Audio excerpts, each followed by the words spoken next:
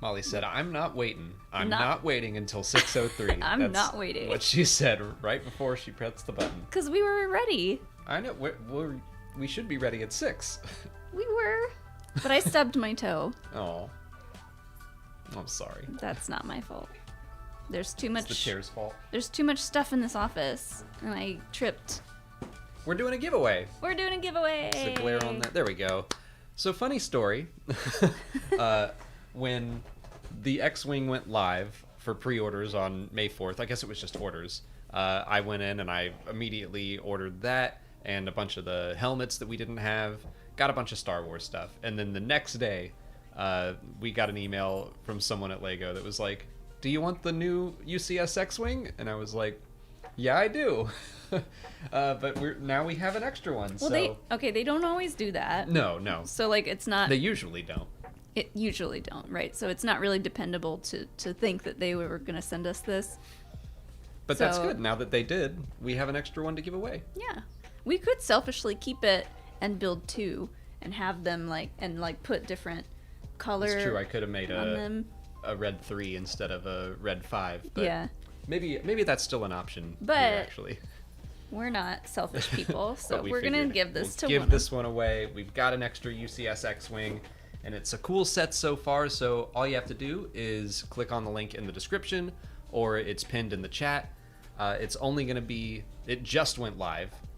It's only for people who are here right now. We're not tweeting the link out or anything. So the giveaway just went live. It'll last until 7:30, and then we'll. Should I set an pick alarm? the winner. Sure, that's a good idea. And then we will pick the winner. We'll try to remind people throughout to join the giveaway if they haven't already. But yeah, this is the fourth time LEGO has given us some sets. They did give us the Star Destroyer. That was the first one they ever gave us. And then we got the A-Wing, which I believe is downstairs now because we're running out of space in here. They gave us like a bunch of the small sets for the 20th anniversary, and now the X-Wing. Which, I gotta say, like, this one isn't as big and heavy as the other UCS sets, and one of the first things Alex said was, maybe we hang this one. Maybe I hang this one. And I have been cheering for us to hang any of our sets from the ceiling because Jane Dalton, our patron member, sent us the stuff to hang like a heavy set, like really nice like steel banded things to hang from wires. The ceiling. So we have them, and he's just too afraid to hang them. Well, yeah, I don't want that falling on my head or that, and I don't trust that this is something smaller scale to give it a shot. And if you hear noises in the background, Hilo has a Kong, rubber Kong with a treat in it that he's trying to get out. I didn't know Molly was going to do that, and she was like, I didn't know he was going to bring it up here. And I was like, what'd you think he was going to do with it? He doesn't normally bring it up here. Sometimes he'll get up like on the bottom of the steps and do it. All right, let's get in. If you can hear that and it's super annoying, let us know, and I'll help him. I'll just get it out for him. Let's get into some super chats here. First one of the night comes from Dr. Puffington. Thank you so much. Is it Mollix or Alamolly? So Alamolly's kind of fun. It is fun. Our couple name is Malix. So it is Alex's full name, but I get the first capital letter. I always said it Mollix because then it's kind of we share. It's MOLLEX. So we share. That's we too each close have... to bollocks. Okay. I'm trying to give you more letters. Yeah, I mean, I almost always just said Malix because it was easier. But that is our couple name. One Danny EFC, thanks for the next super chat. First Indy 5 reviews seem positive. Yeah, that's what I've been seeing. I'm excited for it, I think. You think? I haven't read any of the reviews yet. I know it debuted at Con. I don't know how to say that. Cans. Festival Can. Cans. Cans and Friends. Cans and Friends. I know it just premiered. I saw it got a 5-minute standing ovation. and I saw Only Harrison 5 Ford. minutes? Well, I saw Harrison Ford crying during the ovation, which was not something that Aw. my heart was ready for. well, but this is the last time he'll be playing Indy. Mhm. So that I can see Yeah, that being sad. it was sad. But yeah, I don't really care what the reviews say. I'm going to see it. Yeah. But yeah, it's nice to know that first reactions are good. But yeah, I haven't looked at a single review yet. I probably will later on tonight. That feels like a good summer movie. Like, there's some movies coming out this year that I'm just kind of like meh, not excited for, but not also dreading, just kind of indifferent about. But Indy is one that I'm excited for. Little Mermaid I'm excited for. The Barbie movie honestly is like pretty high on my list of excited for movies. Yeah, we have like the opposite thing. Like I'm not excited for any of those, but I know you aren't excited for Mission Impossible 8, or 7, whatever we're on.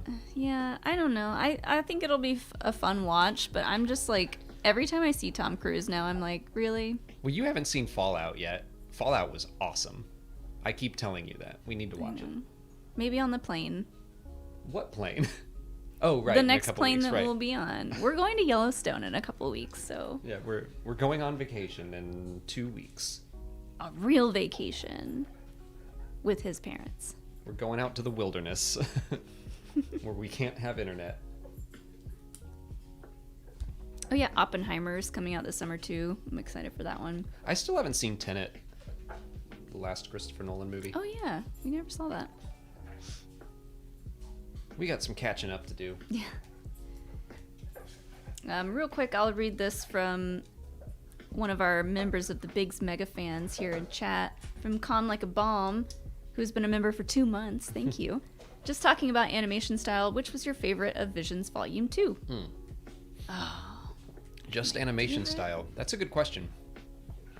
I think Sith. That one was the most visually interesting to me. I liked Journey to Darkhead a lot too.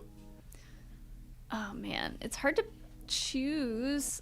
I liked Aardman, but we were kind of expecting that kind of style from them. But Au's song really That one's very cute. was so amazing to see. Like, everything looked so real and like fuzzy. Yeah. It was so cute. Like, I think I said that out loud in my reaction. Like, it's so cute. So that might have been my favorite. Our song is very interesting, the way that they like recreated felt in computer imagery. But I think Sith is there's a reason that one kicked everything off of just like, this one is visually very distinct, looks different. Yeah. It was really, really stunning. Oh, stunning. What else was I gonna say? Oh, if you guys are patrons, apologies for all the emails while I was fixing the reaction uploads this morning, because I didn't even think about that there would be an email for every one that I uploaded. But something weird happened with Vimeo, and like there's just a different way I have to upload our reactions now to Patreon. So I like deleted all of our reactions to Visions and re-uploaded them, and then I was like, oh no, that sent out like 1,000 emails. I'm sorry. We're just making sure that you guys knew we had all those reactions up.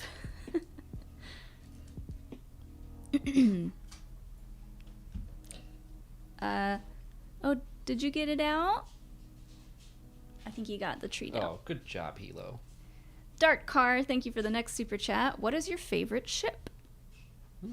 Probably the X-Wing, honestly.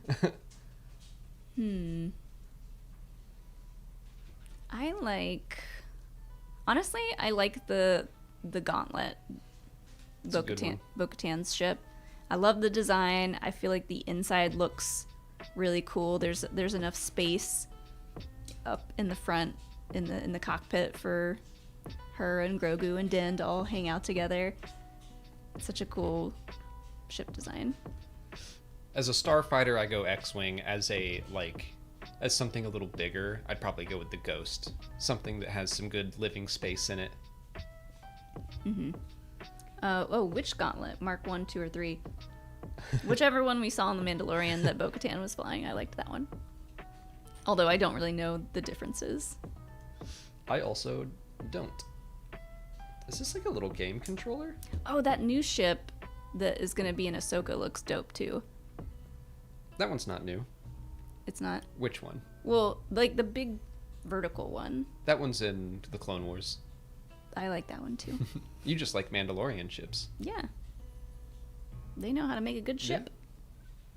Yeah. Both the kind you drive and the kind you root for.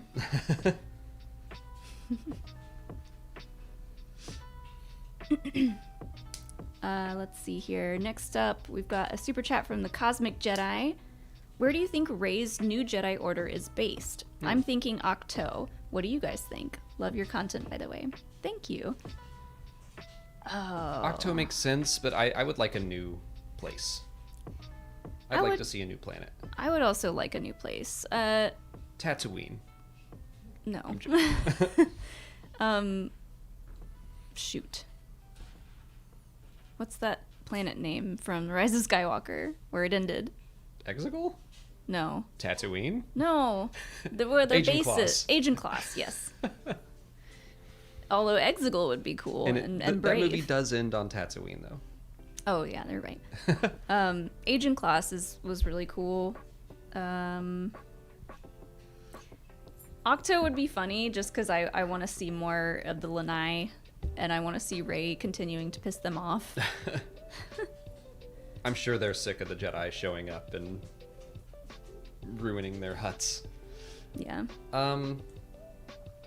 I really liked the theory that Luke's temple was on Lothal for a while. Now we know it's Ossus instead, but Lothal would be a cool place to see. Well, I guess we are going to see it in live action, aren't we? Mm-hmm. But I like Lothal. I was going to say Tython. We have seen Tython, though, and it just looked like California, so yeah. I'd like something a little more exciting. What if she went to Dagobah? Dagobah would be cool. / scary. Messy. Although in the comics, Kylo Ren destroyed the Darkside Cave, so that's gone. Oh, well, not. I thought you were going to say the whole planet. He destroyed all of Dagobah. I was like, rude. Yeah, those are like some of my top picks. I think those would all be cool. But also, I think a brand new planet would also be fun to see. I'm not saying necessarily a new planet, but just a new planet for the Jedi. Ooh, something from the High Republic would be neat.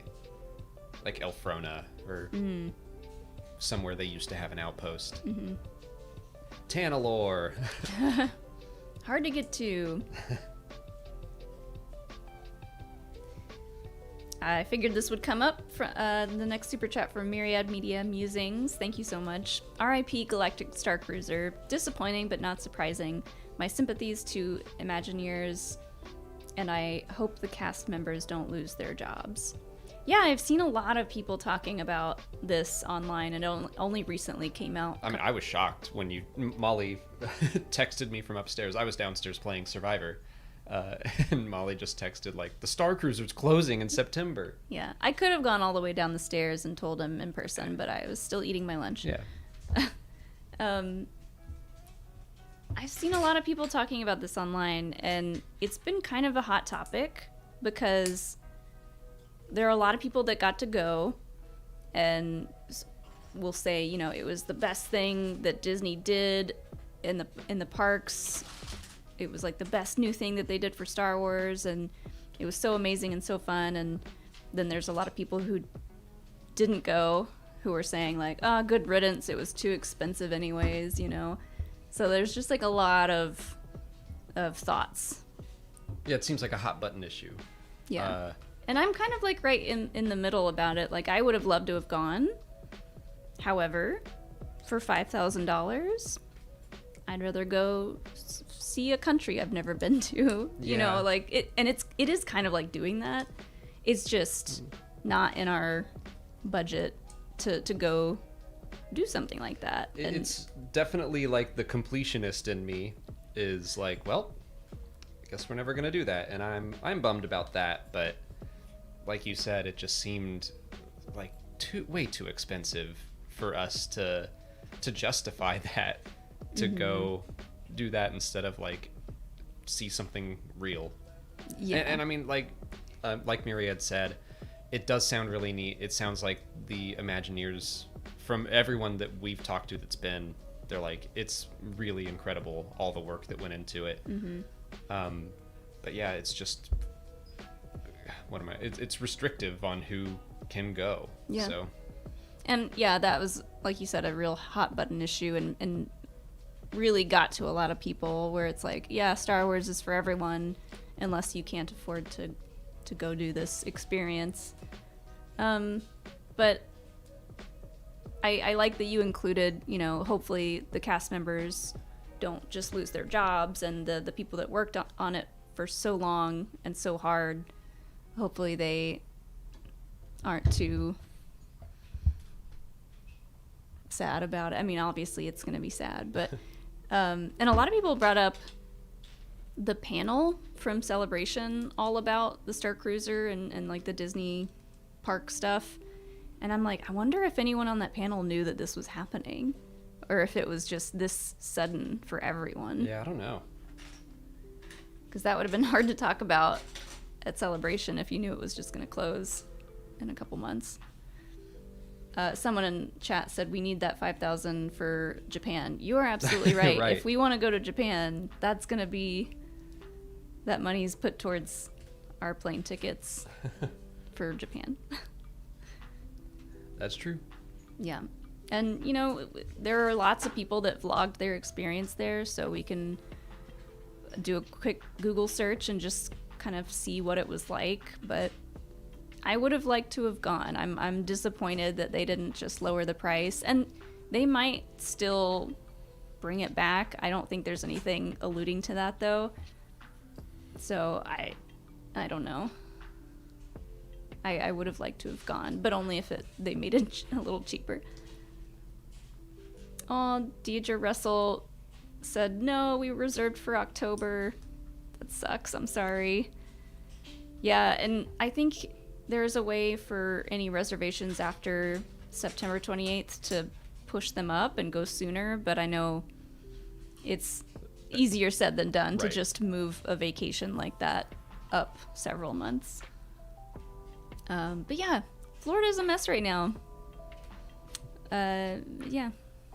DeSantis, we don't have to get into all that, but he's real piece of work. He's a real piece of work.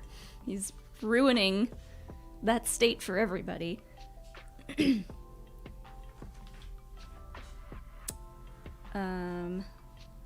Making sure there aren't any other Star Cruiser related questions on here. All right, moving on. We've got a super chat from Campy. Of the different Force religions we saw attend the Convocation of the Force, which would you like to learn more about? Oh, man. What's that? That's in the High Republic. There's like a group of different sects of Force users that aren't like the Jedi are on there, the Disciples and Guardians of the Wills, the Sorcerers of Tuned, and those are all the names I remember. Ooh, the Sorcerers of Tuned.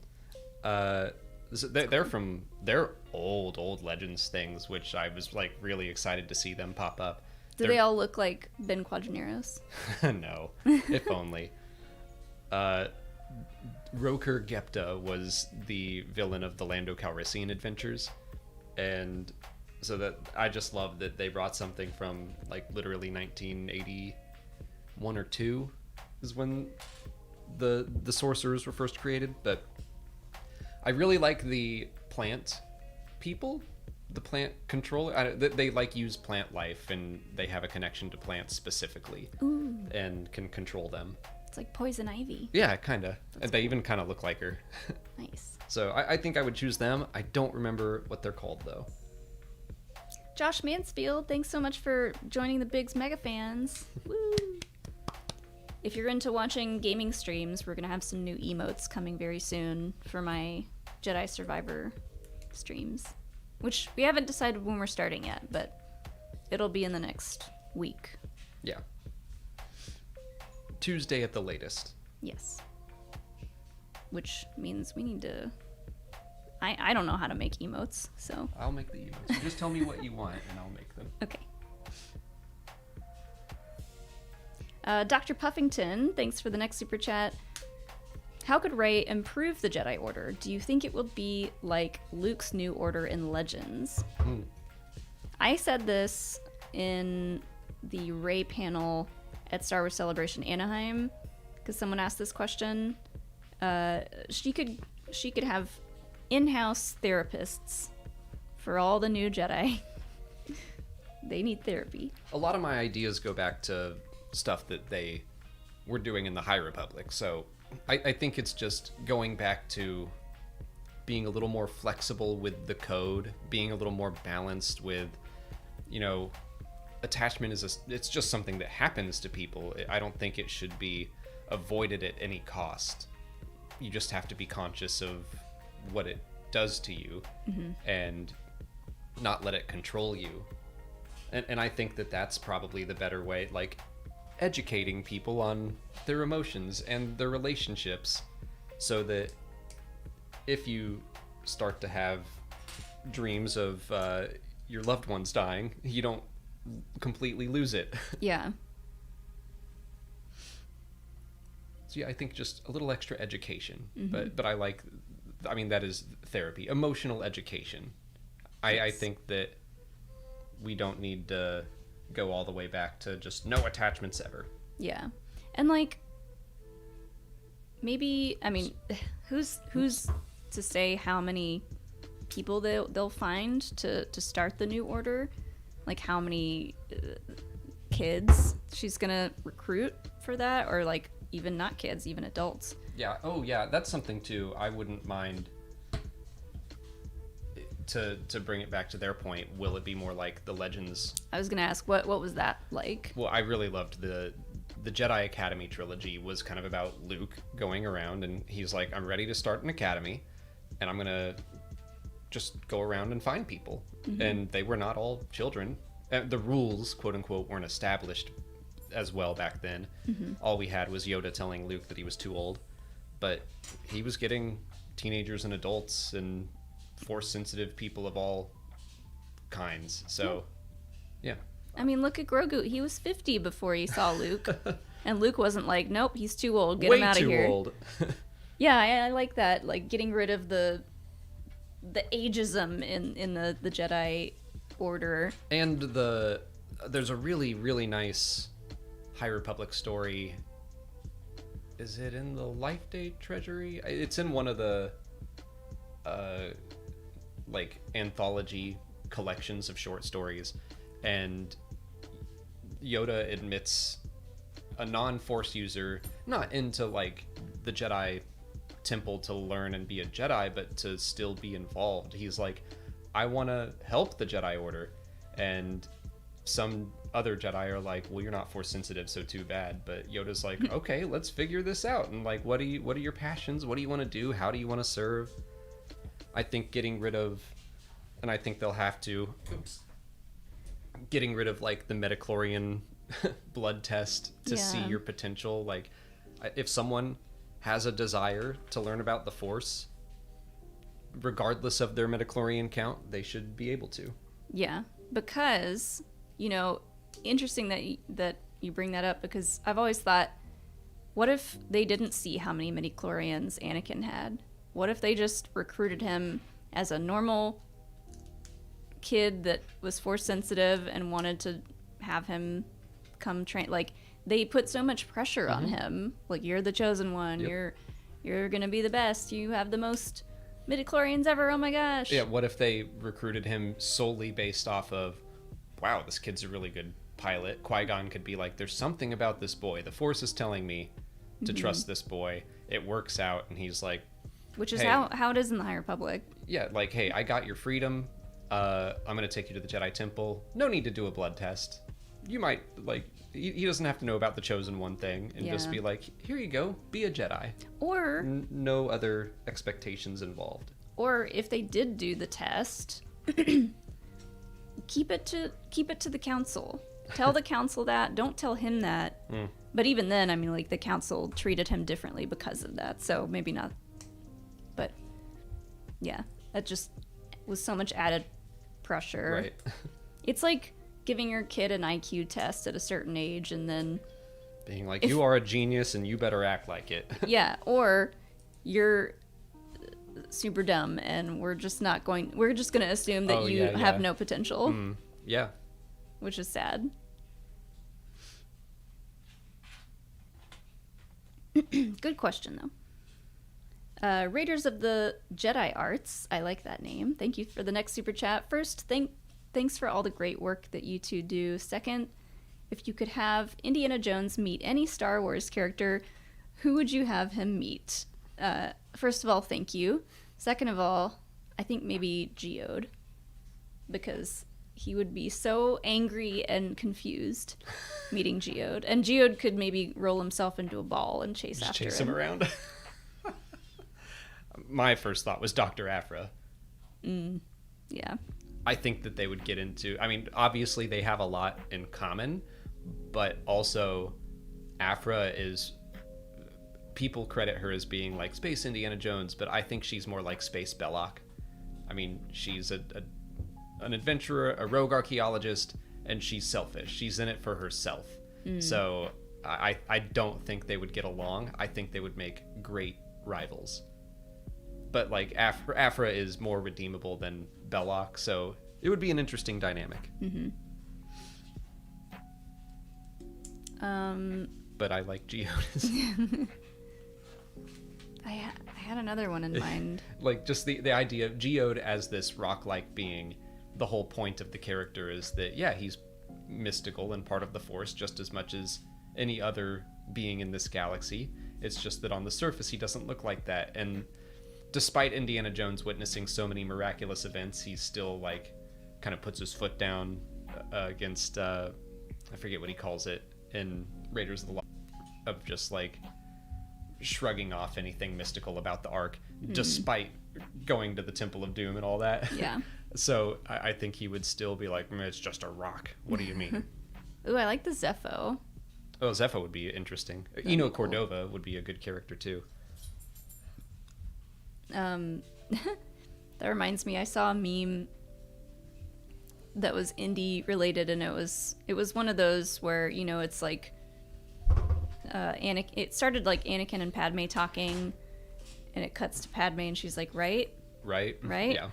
It was that, and it was like Indy saying it belongs in a museum, and she was like, in its home country, right? Yeah. I think I saw that. That's funny.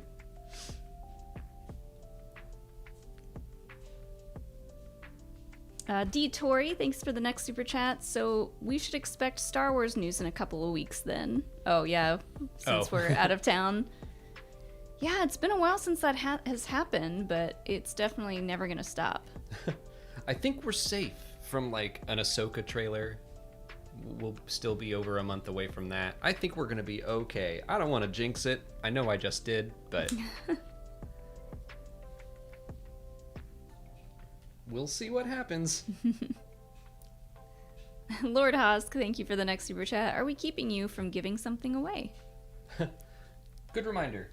In case you're here a little late, we're giving away this set that we're building, the UCS X-Wing.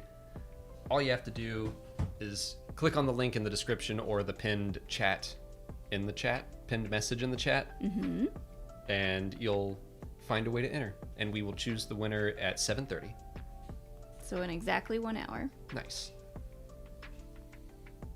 And I set an alarm in my phone so we wouldn't forget. Wouldn't that be funny if we were just like, well, we got through all the bags today, bye everyone. No, that wouldn't be funny. This is interesting. Grand Coif Tarkin? Coif? C-O-I-F. Quaff. Grand... Oh, yeah, that makes sense. Grand Quaff Tarkin has the next super chat. Watched figure fights on Force Center with ATST Han. Always wondered about that scene. Why didn't he just use the ATST guns to blow up the bunker? I don't know if they would have blown the door open, because they had to get into the bunker and then set charges and everything. Oh, I did that wrong. Surprise, surprise. Yeah, I don't know. Hold on. I don't know why he wouldn't have done I'm that. trying to figure out what I did here. Why didn't he just use the ATST guns to blow up the bunker? I think they wouldn't have blown the doors open, especially after he put a second set of doors in front of the first. Oh no. But I do think it's, yeah, when we did that figure fights with Force Center, learning that his action figure comes with Han Solo in the helmet and the full ATST gear, as if he had to put, like, the camera only shows from here up and he's covering his face, but he put the whole thing on. He's dedicated. And then he ripped it all off before they all came running out. He's like, if I'm gonna do this, I'm gonna do it right.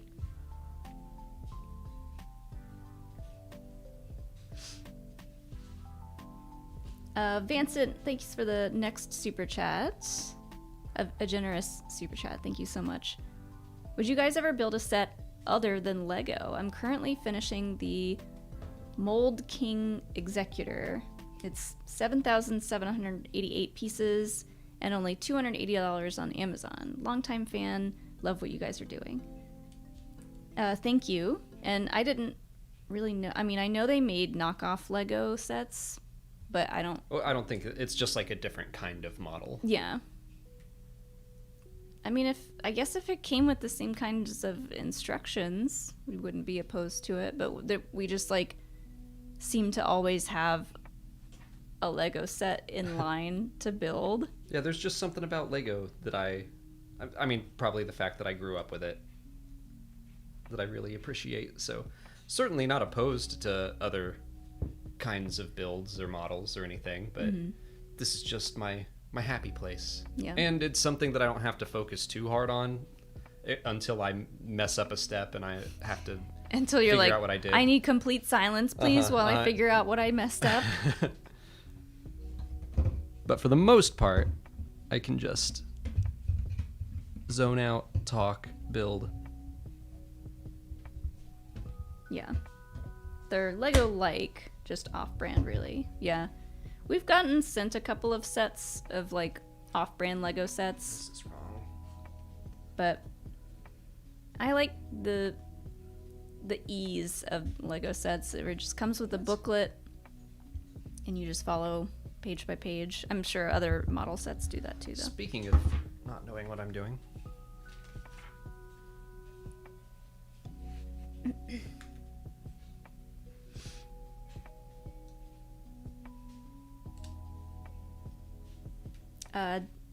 Deidre Russell has the next super chat. I want my nature saber from Fallen Order to carry into Survivor.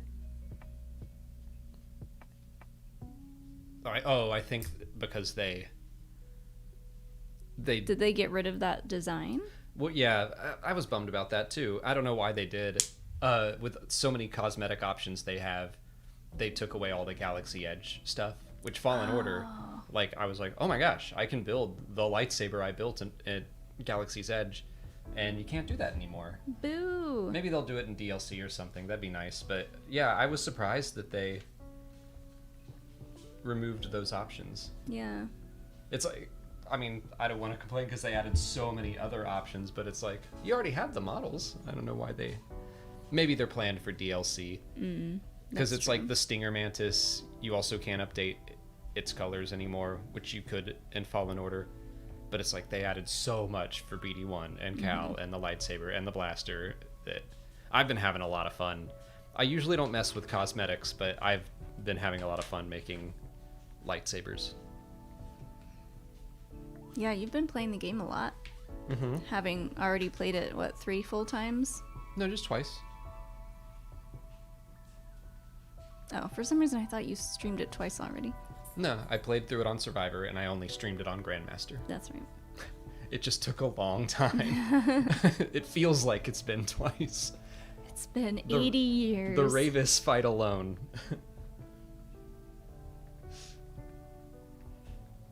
Yeah. I'm excited to play it because he keeps playing it during his downtime, and I'm just like, oh, it sounds nice. You can play whenever you want. I know. I'm waiting so I can stream it. I have treasures to find, and I'm almost done. Oh yeah, you're trying to 100% it. I'm almost done because today I finished everything but Kobo. And there's one thing on Coruscant. I still have to fight the 2 Rancors on Coruscant, and that just, no. That's going to be probably the last thing I do. Myriad Media Musings said your copy of Tears of the Kingdom is weeping in a corner somewhere. Yeah. We did start it, and I do want to get back to it at some point, but like it's kind of overwhelming having the ability to build stuff. I need to. I agree.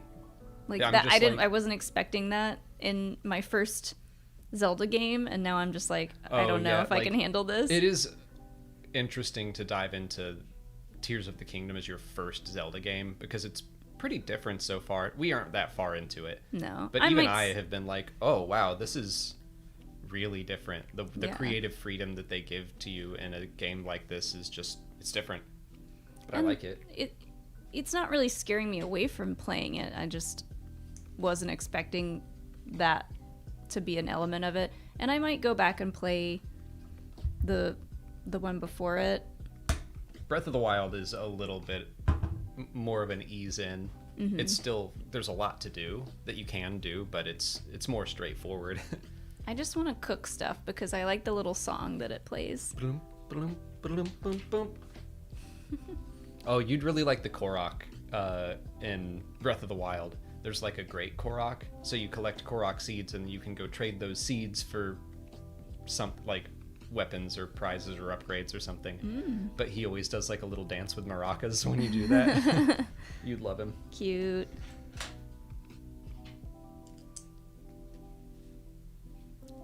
Vapors has the next super chat. Would you want Earth to be slightly mentioned or shown in a type of Star Wars media at some point? Curious what the time range is in relation to us.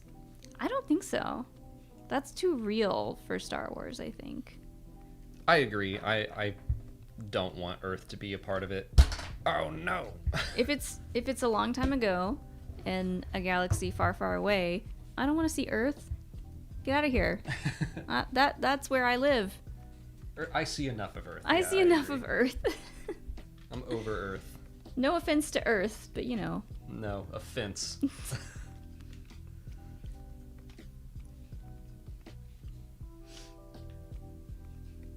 Josh Mansfield, thank you for the next one. Could we ever see Alex do a Star Wars Battlefront 2 2005 playthrough? Sure. Honestly, like Did you not do one of those? The 2002 one. No, Battlefront 2 05. Or 05 is what I meant. But yeah, no, I've not played through that one on a stream. 05. Okay, right. I was like... It's confusing because there's 2 Battlefronts and 2 Battlefront 2s. Boo. And no Battlefront 3s. Oh my god. Which is sad. Why are video games so confusing? Why do that? But I've been having thoughts of like, it would be cool to just go through all of the Star Wars video games again. Because a lot of them aren't like that long to play. I wouldn't beat them all. I think I would rage quit Super Star Wars well before I got to the point where I'd be beating it. I remember when I beat that game on my Game Boy, and that was like my greatest gaming accomplishment because it was so freaking hard and there were no save states. So it was like, well, I hope you have a few hours to beat this thing in one sitting. I think I did finally beat it because I got a Game Shark, and then it did allow save states. I remember those. Yeah.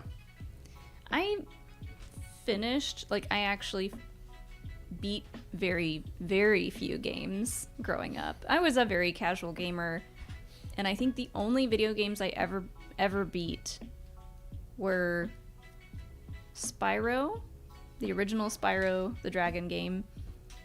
Probably only because I had help with one of my friends to play through the whole thing. I don't know if I ever really beat a Mario game. You beat Mario 3. pretty Did sure I? you showed me how to do it.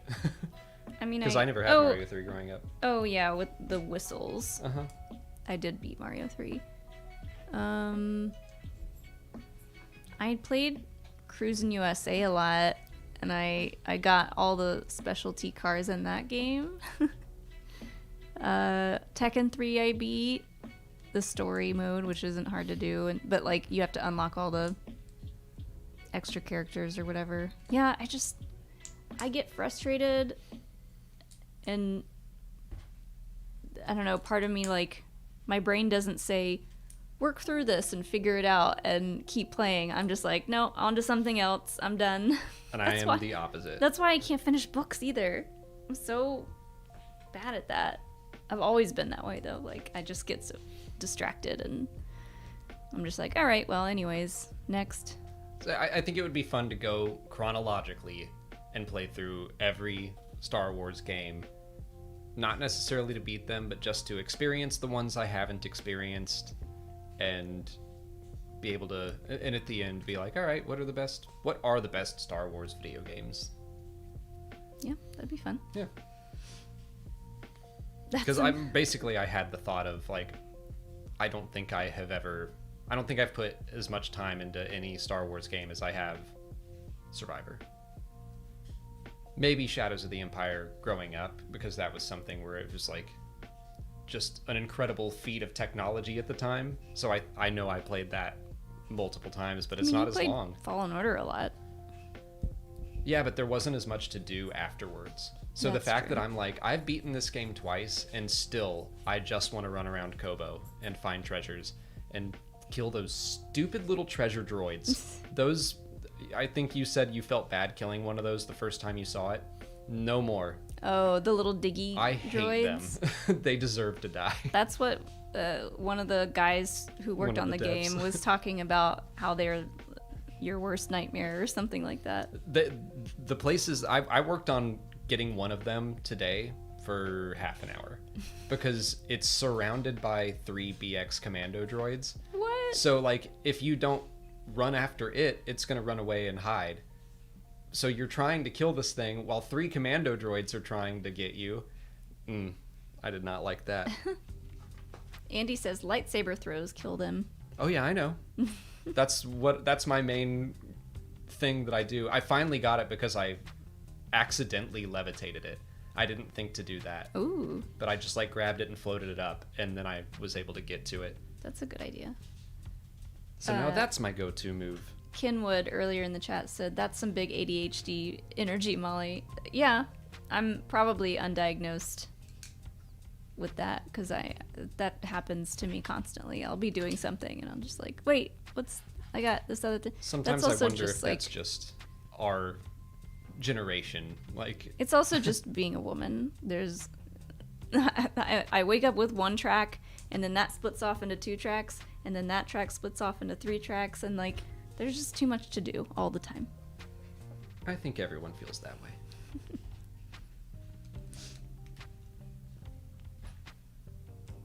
Garth McMurray, thank you for the next super chat. Garth says the Lonto were the plant controlling people. Yes, thank you. You were talking about earlier. Yes. I just think they're neat. Calm Like a Bomb, thank you for the next one. I just read Shadow of the Sith and was wondering if Luke or Lando ever realized Rey is the kid they tried to help. I kind of think Luke might suspect. Especially once he becomes one with the Force. Like, then I figure all knowledge and secrets are unlocked to you, and he's probably like, oh, dang it. But I kind of feel like he might know. Maybe. I think once he became one with the Force, it's a good chance that he figured it out. Maybe he just had a gut feeling and never really put it together that they were the same person. But I don't know. I don't think Lando ever knew. Unless Luke's Force Ghost told him. But no, I don't think Lando would have known. Luke was like, boo.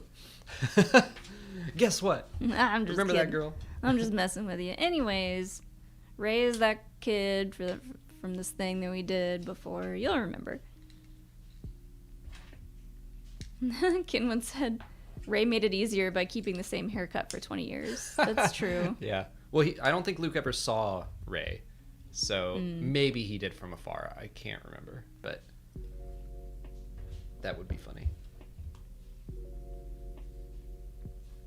Ben Potter, thank you for the next super chat. Last week I saw The Force Awakens at the Atlanta Symphony thanks to my amazing girlfriend. What a magical evening.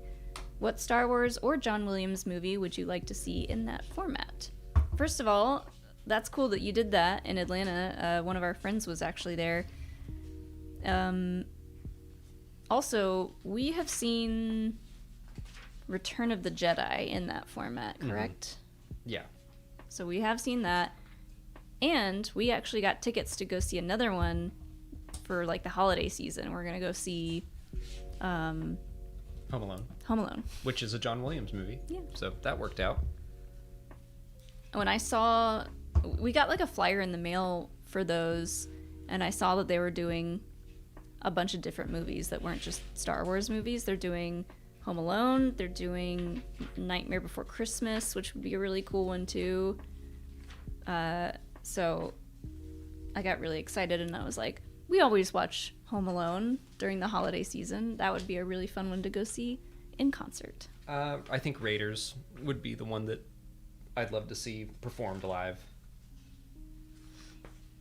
Also, it's been a long time since I've seen that in theaters. Yeah. We saw it at the Fox, I think. Oh, that's where those go. Okay. What do we see at the Fox? Raiders of the Lost Ark. It was a long time ago. We did? Mm-hmm. I don't remember that. I do. You took me. You got the tickets. It's okay. I remember. It meant a lot to one of us. Did I fall asleep? That's I want to see it in concert so the music will drown out Molly's snores. You didn't fall asleep. Don't You snore. didn't fall asleep.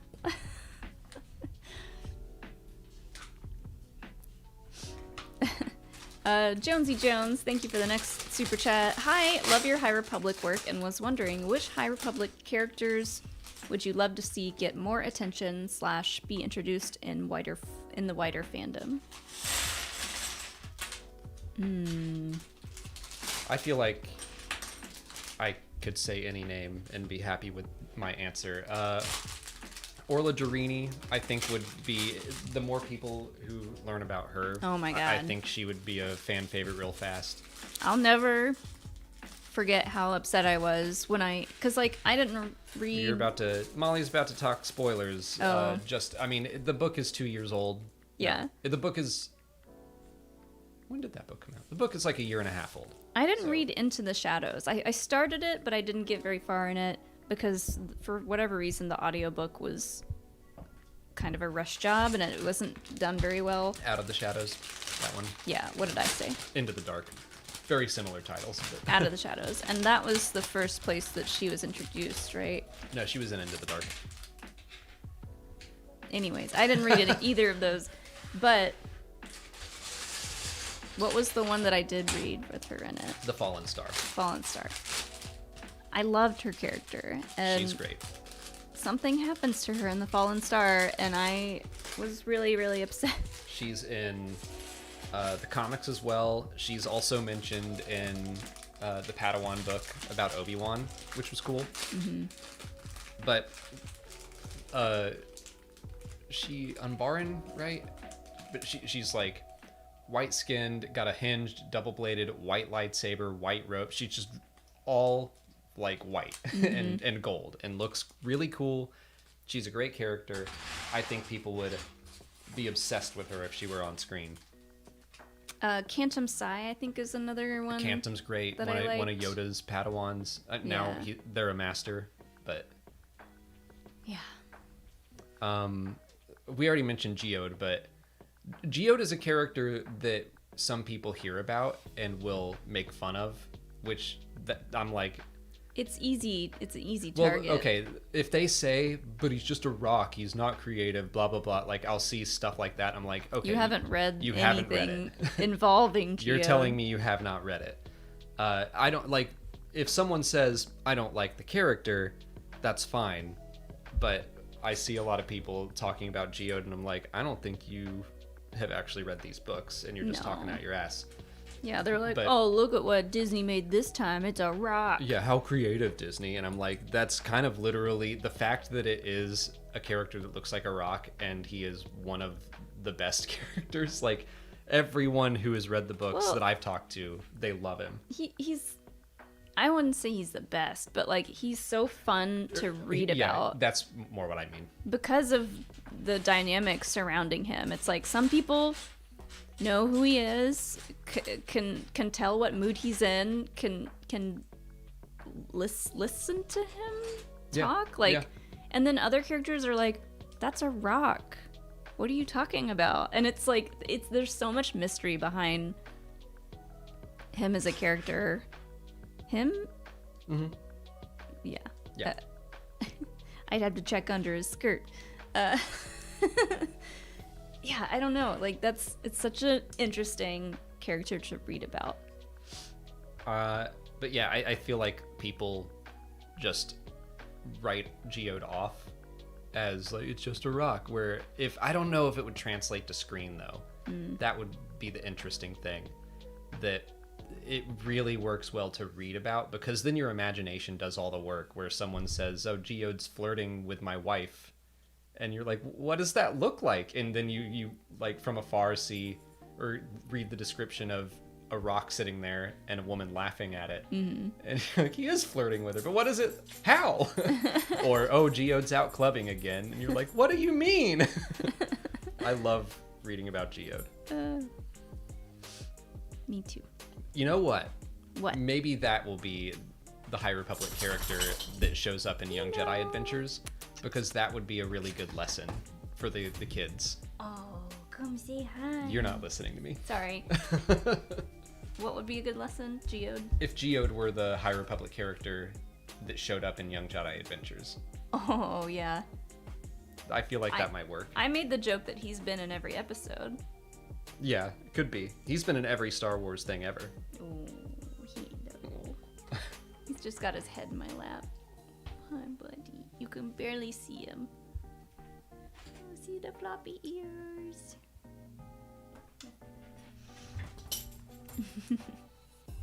Oh.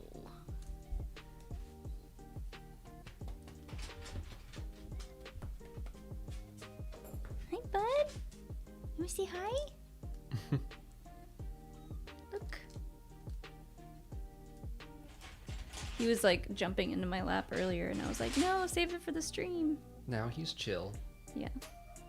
Which works for me, Hilo. Now there's dog hair flying around. Good boy. Hilo emotes in the chat.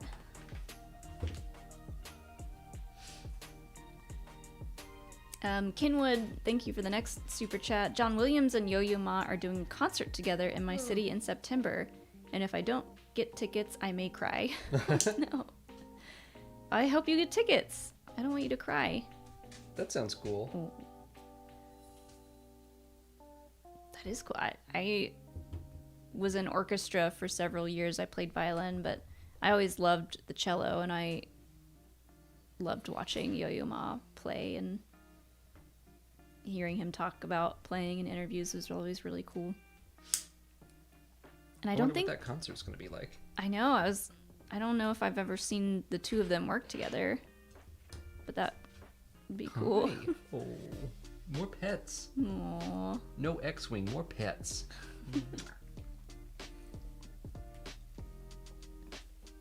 He's being really affectionate. Yeah. Cute. He's like, I had my dinner, had my snack. Now it's time to sit on the couch Yeah. and watch TV, right? Yeah, he's like, why are you guys up here? We got a whole couch downstairs. And more Love is Blind to watch. Oh, thank you. Oh, yeah, okay. Ow. Oh, That Jerry one. Coes. Okay. Good There boy. you are. There you are. Oh, I'm on the TV. Oh, Don't like it. He got shy.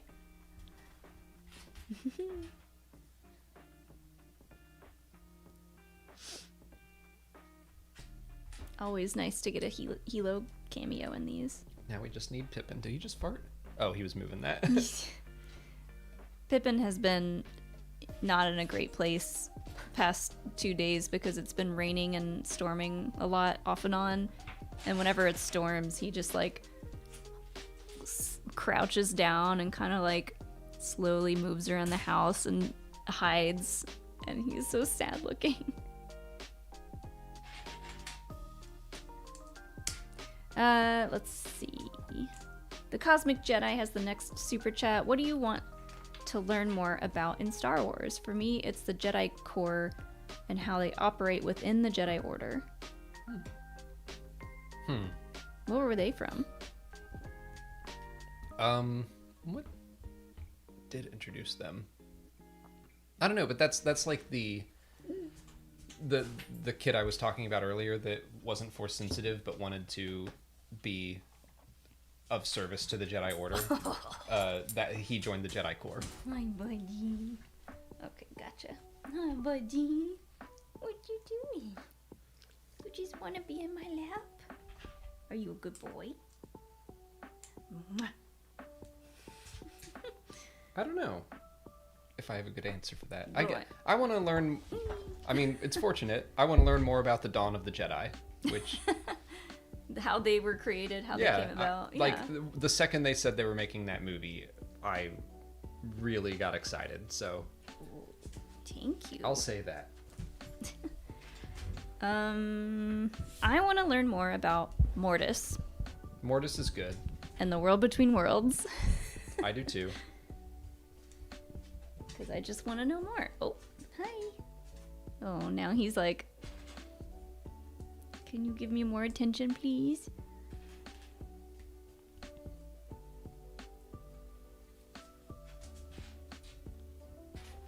Oh, Seb in the chat didn't know we had a dog. Well, we do. His name is Hilo. He's named after a Battlestar Galactica character. We have a dog and a cat, but the cat rarely makes appearances. Yeah. And when he does, it's a treat for everyone.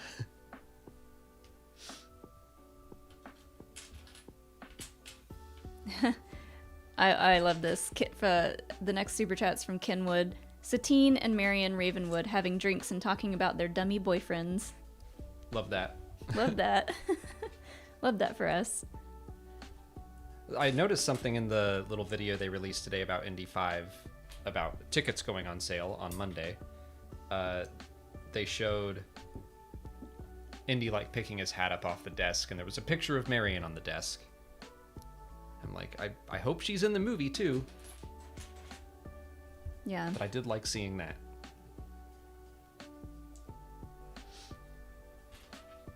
Stephanie Z, thank you for the next super chat. What was some of your favorite merchandise that you bought at Celebration London? Also, do you guys get sucked into the pin collecting frenzy? Well, we didn't really buy much at Celebration London because we were so busy, but we always try to get into the Celebration store to get some stuff, and we stupidly waited until Sunday to do it, so they were out of a lot of stuff that I wanted to get, which ended up saving us money. But we got the Rancor. Oh yeah, we still have a lot of this stuff up here. We got the Rancor bottle opener, which we still want to mount. Yeah, I gotta mount that somewhere. I like that a lot. Downstairs, that was really cool. We got little Max Rebo back here. I really like the Blue Harvest shirt that I got. Mm-hmm. I think that was the main shirt I wanted. I got an Acolyte shirt and a Max Rebo shirt. I wanted some of the Ahsoka shirts, but they were sold out in like smalls and mediums, and I was like, dang it. I wanted the Narkina 5 swimming school shirt. They were sold out of that. We don't get super into the pin collecting. I did get a Cobb Vanth from at our meetup. I saw that it existed. I didn't even know, and the person very generously gave me the pin. So I got the Cobb Vanth. We got a Jackson pin. I feel like we got one more pin, but I ordered the B2 Emo one, like the pre-order thing. Yeah. And I don't think that still hasn't shown up. Mm-mm. Well, it was like you had to spend you could only get one pin per $100 you spent, or one pin pack, which I was like, what? You should just be able to buy those. But yeah, we're not really super into the pin collecting stuff. Every once in a while we'll see one that we like a lot. And I remember at the Anaheim celebration, I got some pins at the celebration store, and I found out that there were booths doing trading of those pins. So like you could bring them what you got if you didn't get the one that you wanted, and maybe trade it for something else. So I think I did that and ended up trading it for like a Leia pin. But when the Olympics were here in Atlanta, I got really into pin trading then. I was 9, and I loved like trading for all the mascots. I was trying to collect all the mascots over the years. So it is a cool way to just get people interacting and engaged with one another that you wouldn't otherwise meet. Of just like, I have a bunch of pins, but I want this one specific one, so I'll go to the pin swap and see if I can do that. I like the pins. I think they're cute, but I don't know. I've always wanted to get like a cork board or something to put in my office so that I can display them, because I've got so many just sitting around that I'd rather have a way to display them. And so like anytime I really think about pins is during celebration, when I have a lanyard or like a jacket that I want to actually like show them off on. That's my parents still have a cork board with all the pins from the Olympics. It was a fun time. I wonder if those are worth some money now. Probably not. Not like my Beanie Babies. My Beanie Baby collection, which was a lot. I was very into Beanie Baby collecting, and I remember the craze of the mini Beanie Babies at McDonald's, and I was there like every day. I was there every day anyways, because I loved McDonald's as a kid. But now it's work. Deidre Russell with another super chat here. Thank you so much. Have you played Hogwarts Legacy? It's gorgeous. No. It does look really cool, and I have some friends who have played it and said that they liked it a lot, but it wasn't really something that was super on our radar to play. And I'm not going to shame anyone that wants to play it, but there is an element of not wanting to really support J.K. Rowling because of how problematic she's been. But again, I don't want to shame any, because like I have so many friends who are huge Harry Potter fans. I didn't read the books. I liked the movies. I would consider myself a very surface level Harry Potter fan, but I mean, I've got friends who are like diehard Harry Potter fans, and for them to not play this game would be tragic. So I get it. I don't want to like shame anyone for playing it. Yeah. But we're just not big Potterheads, so yeah, we're just not big into the franchise. The game looks really cool, but yeah, with that element of it, we stayed away from it. Mm-hmm.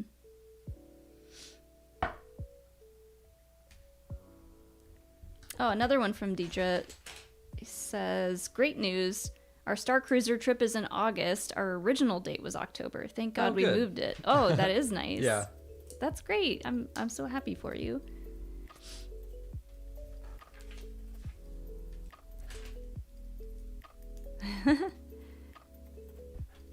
Next question is from Caleb Diaz. Thank you so much.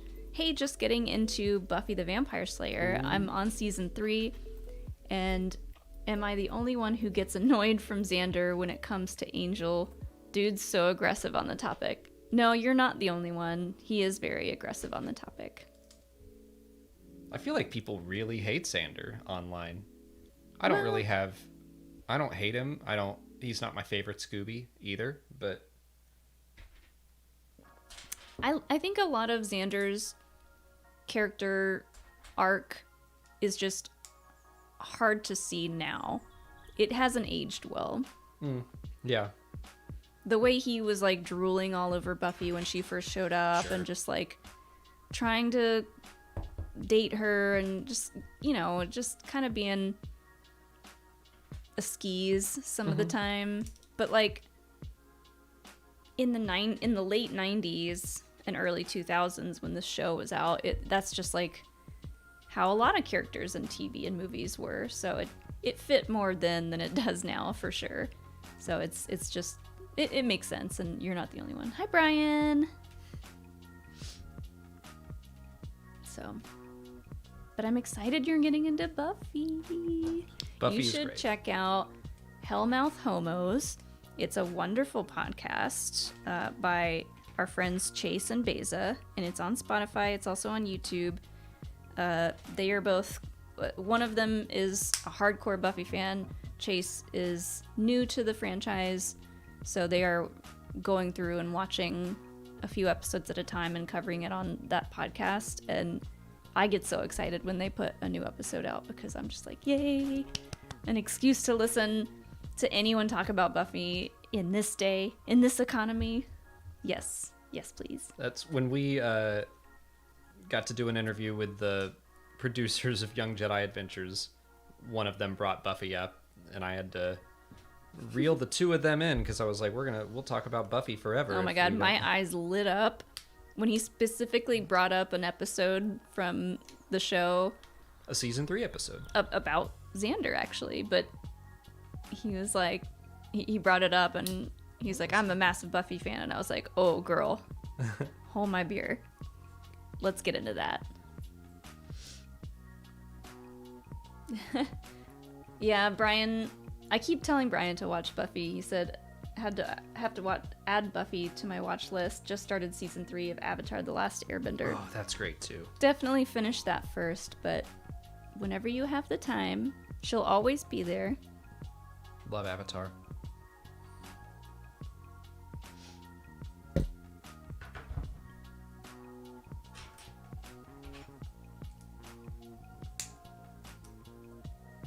Calixto has the next super chat. How do you think Star Wars will look in 10 years? Will Grogu's story be completely told? Will it be all about the Old Republic, a reboot? Oh boy. In 10 years, I don't think Grogu's story can be told fully in the next 10 years. Because he's going to be around for a long time. I think The Mandalorian will be over.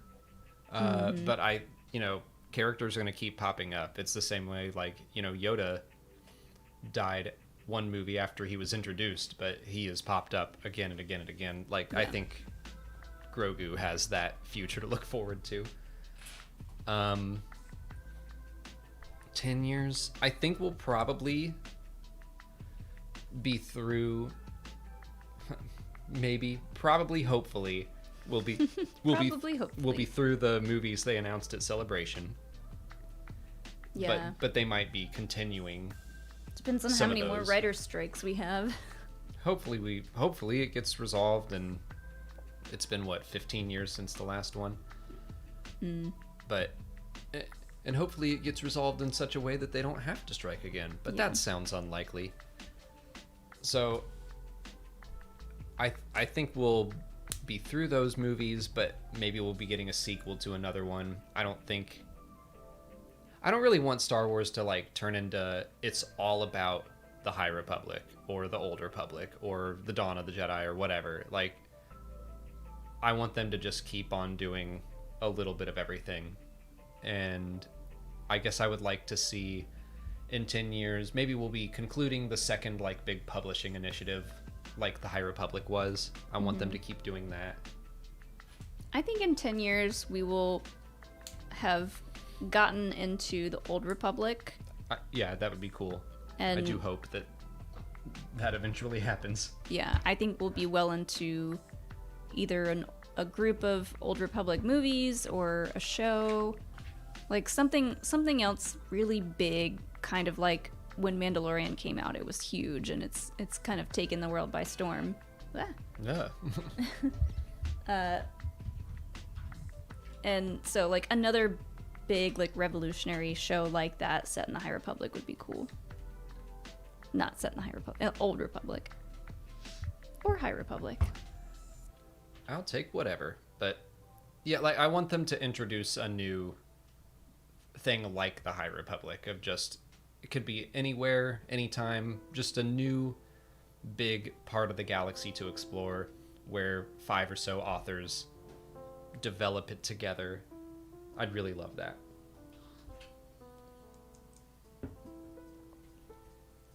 The Medium Republic, yeah. The Mid-Republic. It was just okay. It was fine. Another super chat from Jonesy Jones. Thank you so much. If you directed a Visions short, what would you do? Oh boy. Oh. I know. It'd be Grogu related. Oh, come on. All the Grogu. It You're would be so predictable. full of Grogus. You're so predictable. I would do something about pilots. It would be on the Grogu / Yoda / Yaddle planet, and it would just be all of the little ones. That'd be an interesting topic for Visions, though. Something that I don't think they would do in canon. They're but probably not allowed to, actually. You're probably right. So if it's not that, what'd you say you would do?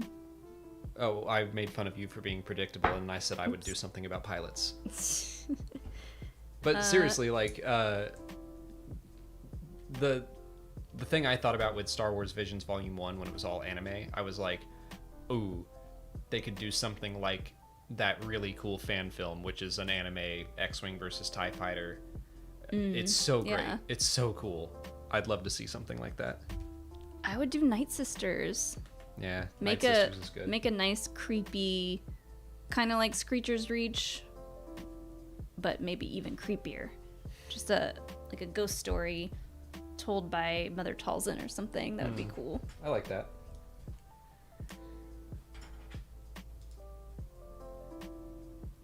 D. Tori, thank you for the next super chat. Fathom Events is doing Raiders in early June. Ooh, there you go.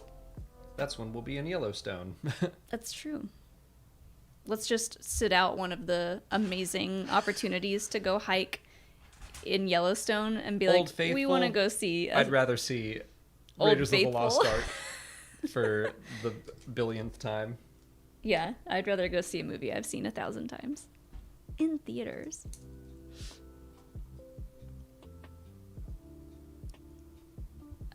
Mocking Brick Channel, thanks for the next super chat. Any Legends lore that you wish were still canon?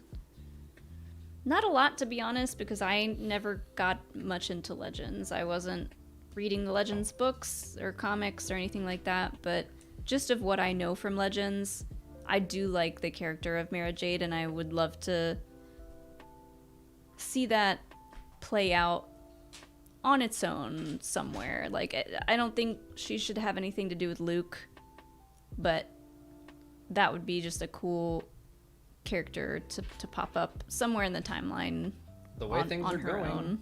Yeah, with might Heir to the happen. Empire. I've seen a lot of people talking about that, and again, I didn't read those books, and I only know very surface level things about Mara Jade. I just think she's cool. I just think she's neat. And she is. And I did her cosplay once a long time ago, and I could never fit into that jumpsuit again, but a girl can dream. I would go with this is kind of my go-to answer for this question, but the Legends version of Darth Bane's story. I really love those books, and they're also widely celebrated among the Legends fandom. So if we were to just say, hey, we all decided that these are canon now, I would be okay with that. Ooh, the Plagueis book, another book that I did not read, but And that one's such a weird, like, James Luceno wrote it, and then he wrote Tarkin and Catalyst in canon, and he Yeah. has made references to the Plagueis book. So it's kind of like... It's very canon adjacent. Like, Yeah. it might as well be canon. It's kind of one of those situations, but I don't know. But yeah, that's a great book. Just knowing more about Plagueis in general would be nice to have that solidified in canon. Oh yeah. Andrew711, thank you for the next super chat. Did you hear Steve Urkel is going to be in Star Wars Skeleton Crew? Yeah. Yeah. Jaleel White, right? That's his real Yes. name. Yes, and the way he announced said info is one of my very favorite ways to get info at all, which He said it at a hockey game to the announcer. Yeah.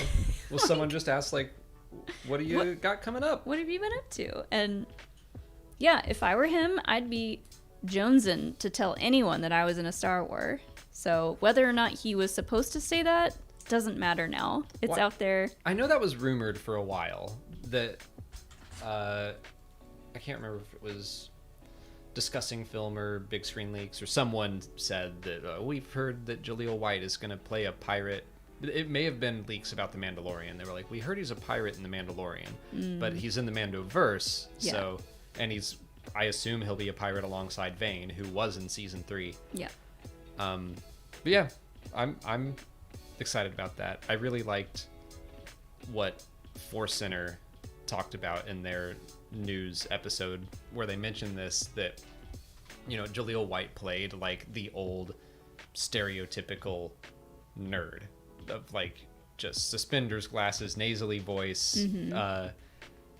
If you don't know who Urkel is, Yeah. Steve Urkel, that's okay, because it was a show that was on when we were growing up. it was a while ago, but do some Googling and just watch a couple YouTube videos, because it was a very classic character that was like very classically nerdy. And I say that in a sense of like, when you think of nerdy things from the 80s and early 90s, where it's like, yeah, the thick glasses, the suspenders, the nasally voice, like it was all that. But it's now that like being a nerd is kind of cool and fandom is more hip. It's cool that he's going to be a part of that side of things instead of just being like, did I do that? Someone in chat asked if we have done the giveaway yet. We have not, but this is a good time to What time remind is it? you. It's 7:18. Great. We're gonna announce the winner at 7:30. So And there's still time to enter. yeah, there's still time to enter. There's a pinned comment in the chat, and then in the description box below, there's a link to enter the giveaway to win the new UCS X-Wing Lego set. So go do that.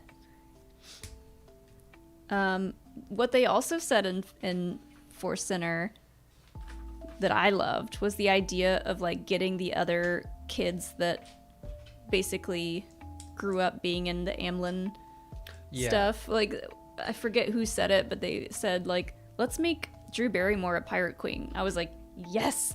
Oh my god, 1,000 times yes. I would love that. And they brought up Henry Thomas from E.T., who's also in like The Haunting of Hill House and all the Mike Flanagan stuff. I'm like, yeah, I would love to have him in Star Wars. Yeah.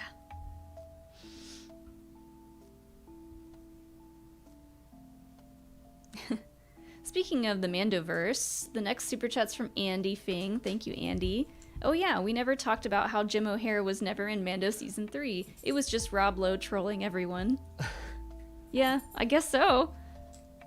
Which he tends to do that a lot these days, I hear. Or just, it happened, but the scene got cut. That happens too.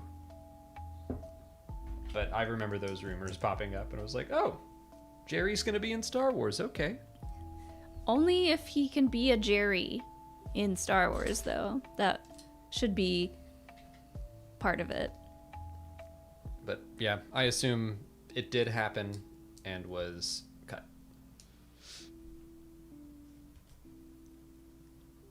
Are you on your last bag? For tonight, yeah. Okay. For tonight, yeah. Because when you're done with that, if we're still going, I want to build the little mini X-Wing. So we can switch places. Jack Grinnan, thank you for the next super chat. I think the universe wants me to win. Just left the Lego store and decided on the gunship over the X-Wing, then saw this. Also, Fallen Order style Sith game? Question mark. There it is. It's the Q&A question of the week. Yeah, we were talking about basically... I think that starts to get into territory where it's possible, because, you know, Star Wars games in the past have done that, where you play Sith or Darksiders, or you can choose to go down that path. But the way that Star Wars Jedi like puts you in the shoes of Cal Kestis and gives you all these powers, and I would say it's a very like Star Wars story in that the light side is right, the dark side is wrong, I would just be cautious. I wouldn't want them to glorify the dark side and just make people think that the dark side is just badass and awesome, and we should use it all the time. Well, I mean, it's hard for a lot of people to not think that the way it's marketed.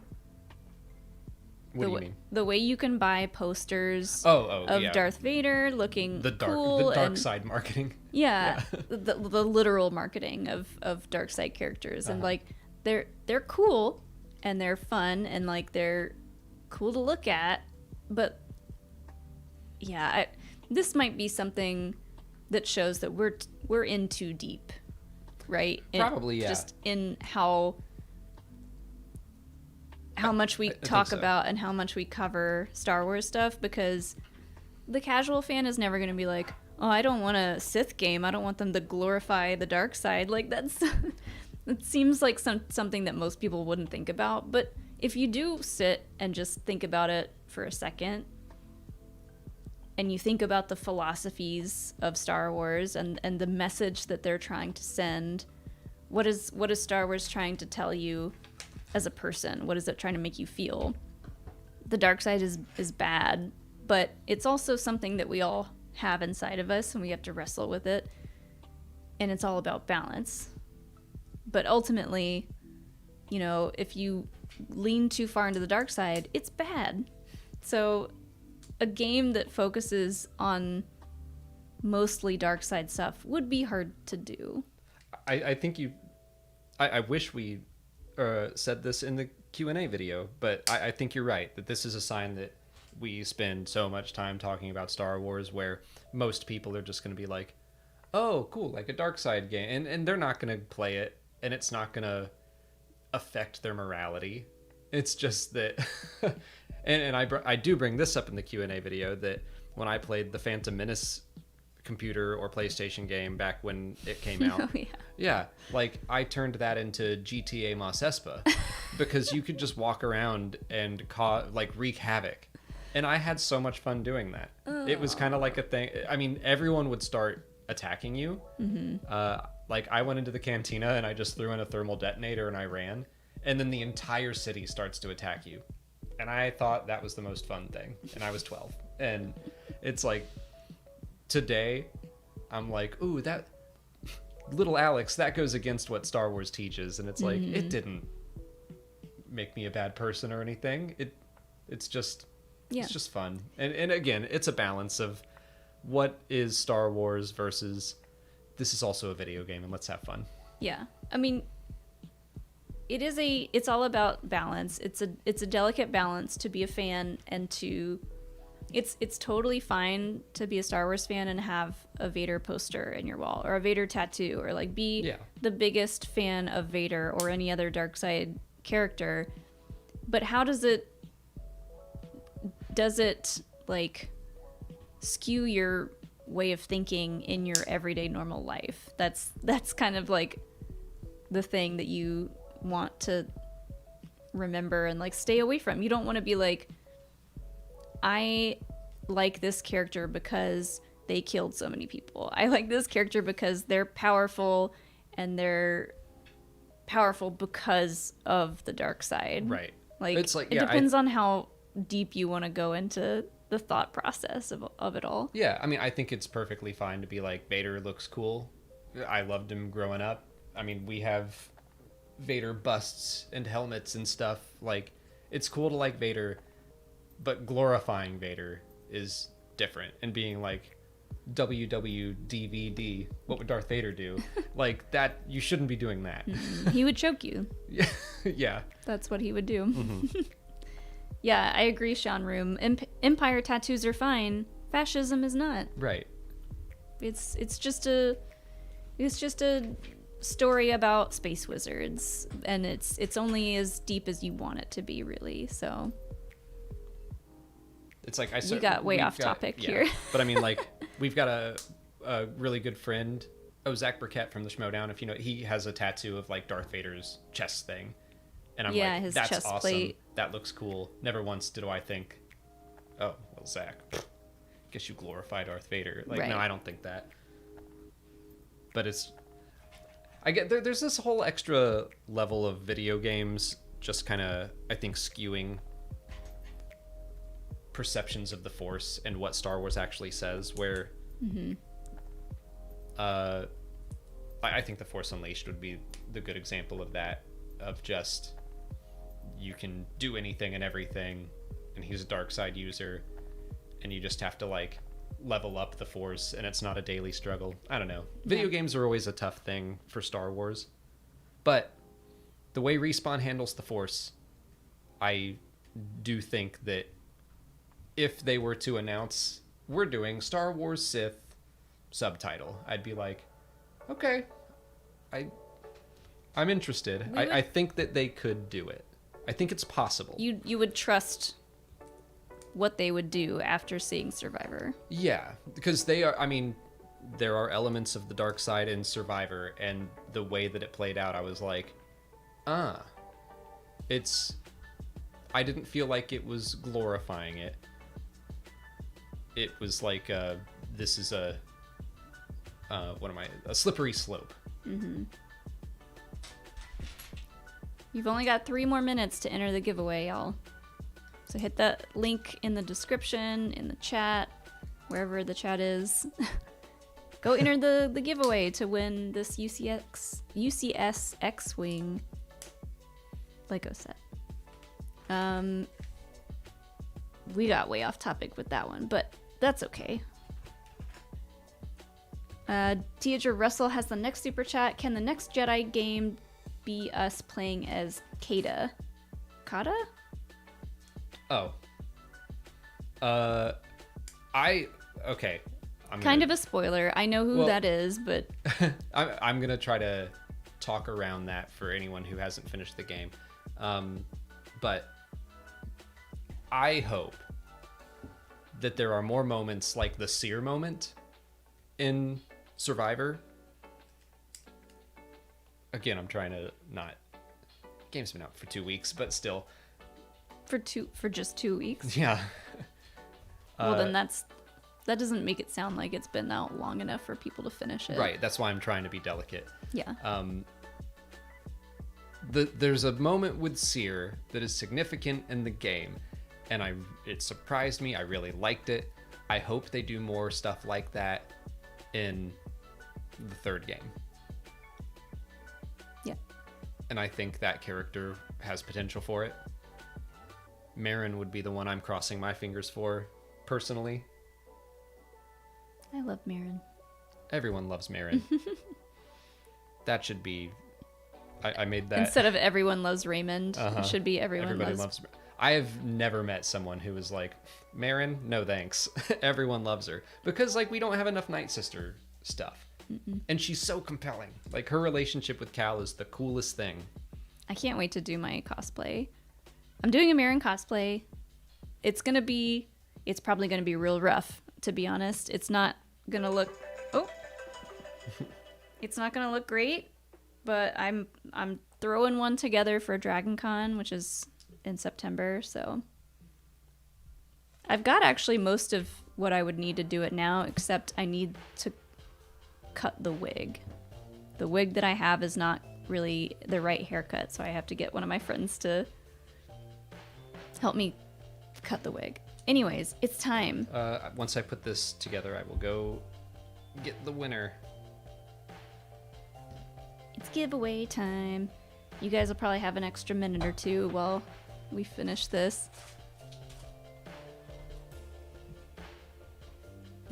Hello, Asti, thank you for the next super chat. When will Alex bring back the beard in all caps?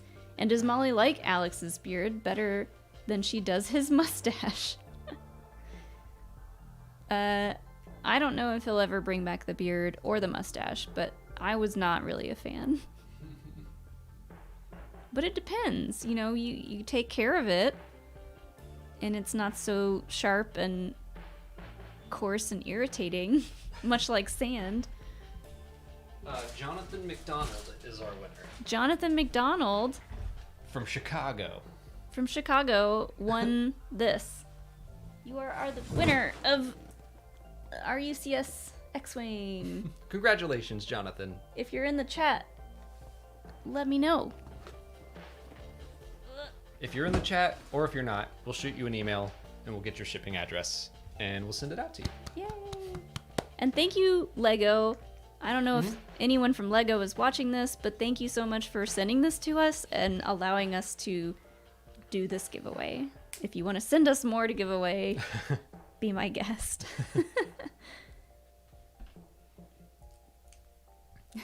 Caleb Diaz says, it's pronounced Caleb Diaz, but...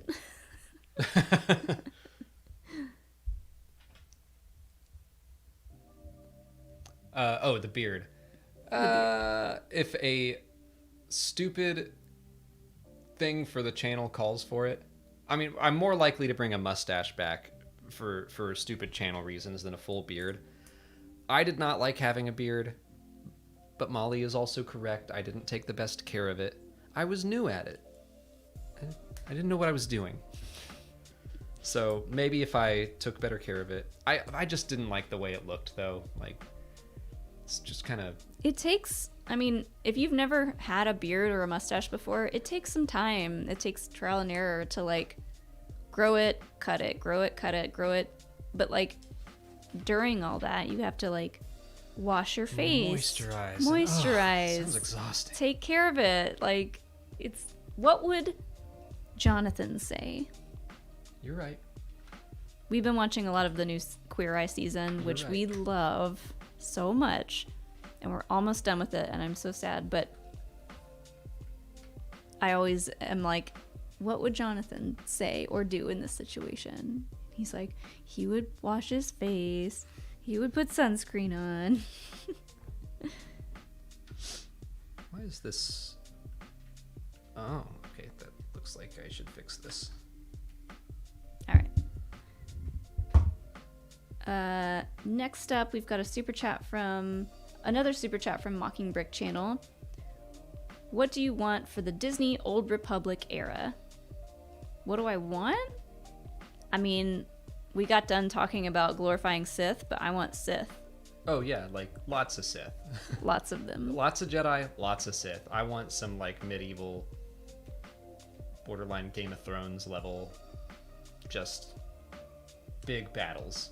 And because that's before the rule of 2, right? Yes. So yeah, I want to see what Sith life was like before the rule of 2.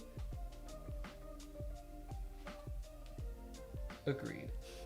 It's just like kind of bowed out, but I hope it...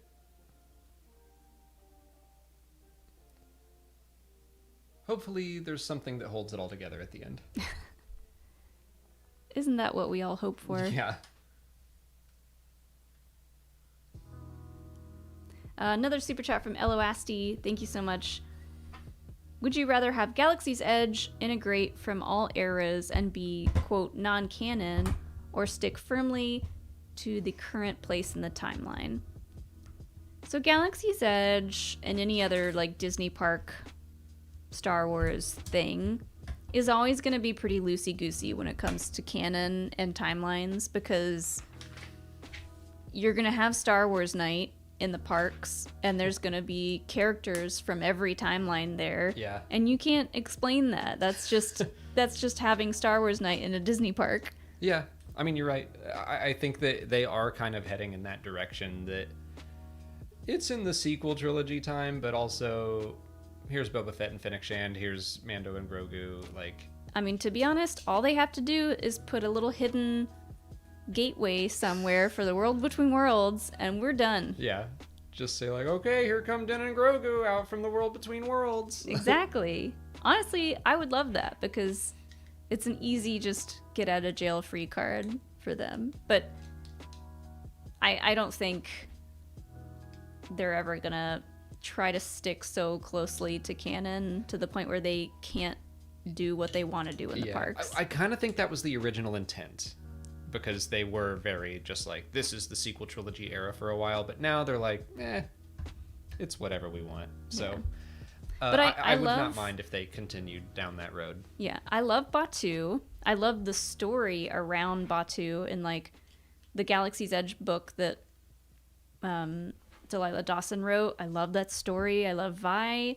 I love everything about that place and what they've kind of designed around it. But would I be upset if someone from the super far into the future or far into the past showed up there and like became a story element of one of the rides? No, that is not going to bother me. And I don't think they would really need to address that. And unless they put it into the story of like the Smuggler's Run ride, right? Because that takes place in Batuu, the ride itself does, and there's like story elements to it, and Hondo's there. So like if they brought someone into that, it would, I think, need to make a little bit of sense. But again, like, it's Star Wars. There's easy ways around a lot of stuff like that. Yeah. Put a Force ghost in there if it's someone that's been dead for a long time, you know? But yeah, I agree. I would be totally fine if they kept on expanding the eras. I'm waiting for you to finish before I take my bathroom break, but... I'm almost done. Darth Nicholas, thank you for the next super chat. I find it so baffling that despite taking place 200 years before the movies, the tech of the High Republic era, from what I've heard from you guys and seen in Survivor, almost makes the tech from KOTOR look advanced by comparison. Just elements of it. Especially the communications network they have. That's the big change, I would say. But otherwise, it's like they still have hyperspace, they still have droids. It's all very familiar stuff. The biggest difference is that a lot of the Outer Rim is still being explored. But well, tech-wise, I think the communications network is the biggest difference. Yeah. I mean, the easy explanation for that is KOTOR's not canon. Right. And so, like, they're redoing how everything works and how technology works in all the different eras. So it makes sense that that doesn't make sense, right? Like, they're just redoing how everything is for technology. We already did the giveaway. Shush. There it is. I was like, I'm missing a piece. Nope, it's right in front of me. But like, when was KOTOR made? When was it made? 03? Yeah, so like things were so different in 2003 versus now with the High Republic. It's not meant to make sense with each other. Early 2000s. Tony Mack, thanks for the next one. OG trilogy or prequel trilogy? OG for me, but like them both. Same answer. OG trilogy, just because it's what we grew up on. Yeah. It's what we knew first. It was our introduction. Although and that like defined what Star Wars is to me, but then yeah, the prequel trilogy expanded that definition of Star Wars. Yeah, it's what we knew first, but not by a lot of time. Also true, yeah. Like, we knew about the original trilogy for a very short time compared to most people who grew up seeing it for the first time in theaters to when they saw the prequels. Like, we were, 12 when the prequels came out? Yep. So we had we still had a very loose grasp on the Star Wars universe. I still think we just lucked out, and when we were born, it was the perfect time to be introduced to Star Wars in the mid-90s, and then I got like Shadows of the Empire, and then I got the special editions, and then I was 12 when the prequels started, and I watched episode 1 and loved it and was confused. I remember I was like, I'm gonna read the newspaper review about this movie. Why don't they like it? And I was like so confused. So it's like we got to love the prequels, and then by the time the sequels were out, we were adults that also didn't really fall into the like, well, this isn't what I thought it should be. And I don't know. I feel blessed as a Star Wars fan to have grown up in it when I did. Mm-hmm.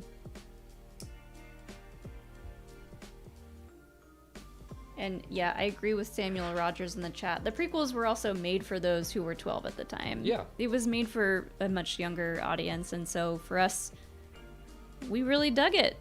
And the adults want. Am I doing this? Yeah. And the adults wanted it to still be for them. Like my dad did not see any fault in it. I mean, if he did, he didn't tell me because he liked it a lot, because I liked it a lot. And I think he was like, hey, as long as he's happy. Yeah. It's interesting because I remember seeing episode 1.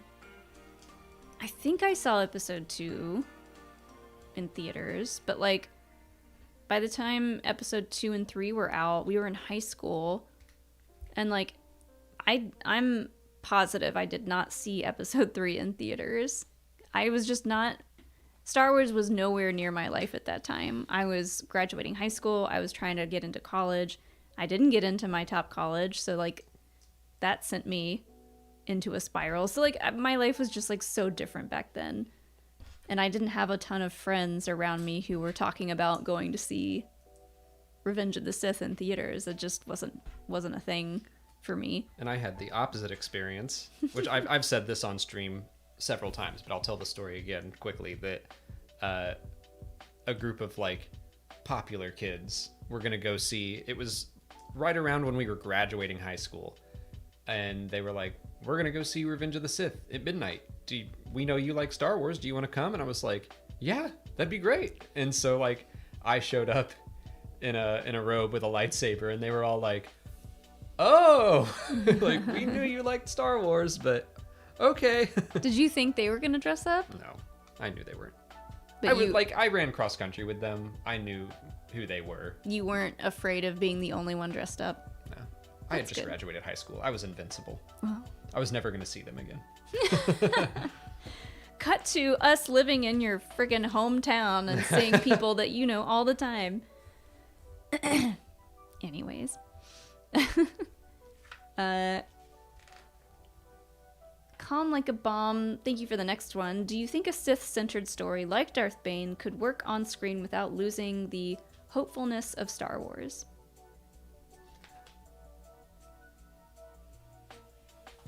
It's a good point.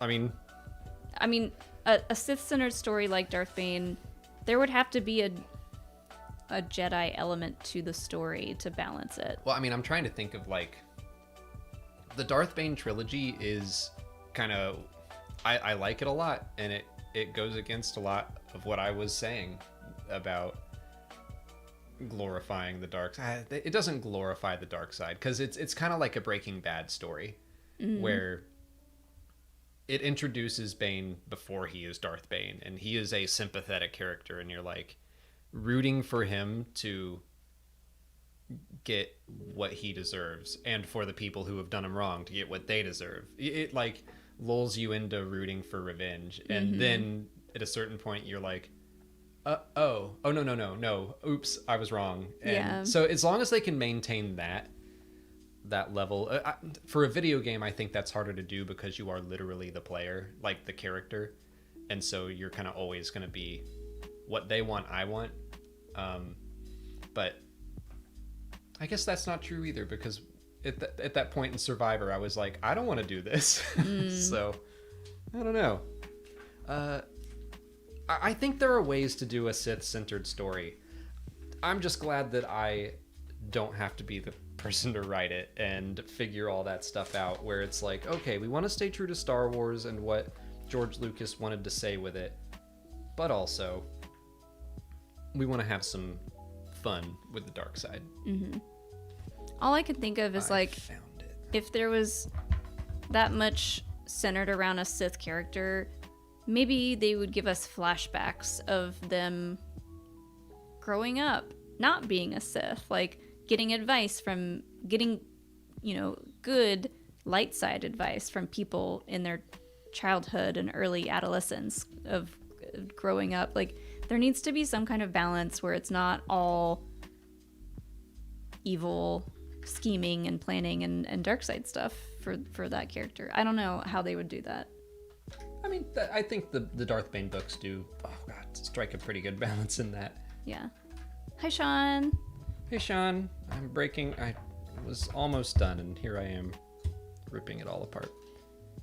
Well, I'm going to go take my bathroom break now. Okay, I'm almost done. Well, can you read the next yes, message, and I'll I can. try to talk while I fix what I've done? I'll read the next two that are both from Darth Nicholas. I don't usually engage in Legends versus canon discourse, but even canon's visual rendition of Darth Bane is different since he wears samurai/knight hybrid armor, unlike his Orbalisk armor from Legends. As a follow-up, I actually prefer his canon armor. To me, it looks more sinister and implies a greater sense of tech advancement through the galaxy. What armor do you prefer? I mean, I grew up. I read the Darth Bane book, so I really liked the Orbalisk armor. And we've seen that one cosplayer do it a bunch at DragonCon, and he looks so dope. So I do like the Orbalisk armor. I don't mind the canon change. I think it's interesting that they almost put Darth Bane in the Clone Wars with the Orbalisk armor and everything. They modeled it out and decided against it, and that's okay. Okay, good. This is going to get fixed. That's good to know. So yeah, I think I prefer the Orbalisk, but that's just because it's what I was familiar with. I don't mind the new armor. I also don't think I would, demand that... Oh god, I'm breaking it again. I wouldn't demand that the new armor be, his set defined, this is what Darth Bane looks like, and I will accept nothing else. Because it is just kind of vague, and we mostly see it from Yoda's point of view, and it's just like this spirit illusion thing. And I know they've used the same image in reference books as well, but I think it would be okay if they mixed it up down the line. Oh, good. Cool. There we go. Pretty sure I still missed something, so I'll keep looking through, but I forget the second part of that question.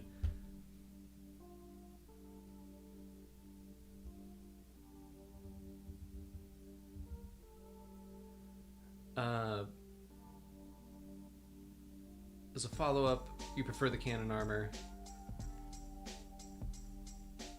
Which do we prefer? Oh, okay, so that was the question. Cool. Page turners they were not. Thank you for the next super chat. Hello, my friends. Your friend Brennan here. I will always regret that I never got to face either of you in the movie trivia Showdown. Yeah, I have mixed feelings on the Showdown ending. I miss hanging out with all the people. Oh, there's what I needed to do. I miss the people of the Showdown. I'm okay with the competition aspect of it being over. It was exhausting doing all that studying, and I would have been okay just not studying anymore. But then it's like I want to perform well. I want to put on a good show. So in my mind, I would have been like, I'm not going to study this time, but I still would. And I think just the way that I performed in the Showdown in my last few matches, I was just tired, and I studied a little bit, but I was going into it I'm gonna lose to Nikki DiMolanta. I knew that, and I was happy to let it happen. I didn't let it happen, but I just knew she was gonna kick my butt. And it was an exhausting thing to be a part of, but fun and worthwhile, and met so many great people through it, so I'm grateful for it.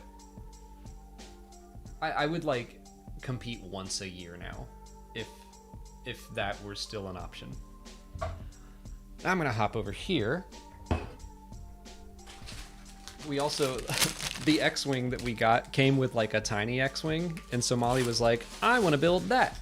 So Molly's gonna build that, and I'll take the chat chair.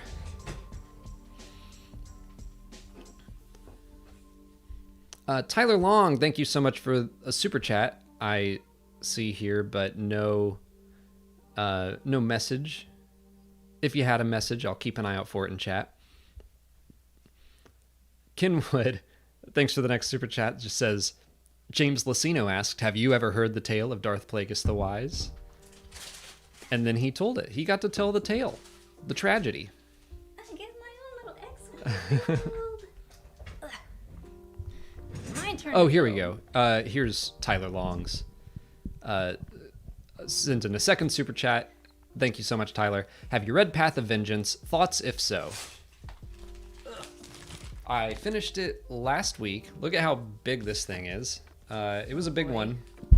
I don't know if I can handle that one. I want to. You liked Path of Deceit, so I think you'd like this one. I'm still reading Convergence, and I don't know if I can finish it, to be honest. It's just not holding my attention. Cataclysm. Yes, that one. Because I didn't read Convergence, probably, right. And it's losing me. You have no idea who those characters are. No, I don't. I'm gonna build this little guy. But yeah, I really enjoyed it. It wasn't my favorite of Phase 2. Phase 2 in general didn't grab me as much as Phase 1 did, but I still really liked the High Republic era. I enjoyed the stories, and I think it's all gonna come together in Phase 3, which I'm looking forward to. But I am putting a review video out on Sunday. I did that this week, so I will finally. It feels weird, like the book's been out two weeks or so. It's been out for a while. Yeah, but we got the book early, like we normally do, but it came while we were at Celebration, so I didn't have a chance to read it earlier, and then I just stressed myself out, like, I'm so far behind. But that was kind of the last thing that I had to do to catch up after everything came out at the same time. The Bad Batch, The Mandalorian, Star Wars Celebration, Star Wars Jedi Survivor, Visions, Young Jedi Adventures, and a bunch of books in the mix as well. Something that I really like about the High Republic, and this is kind of random, but I've noticed I see a lot more people talking about it on my Twitter timeline, and I've followed a lot more people, and it's a lot of women, and that just makes me excited for the fandom of the High Republic. Like, it feels like most of the people that watch our content, like a good chunk of it is men, and that was always kind of like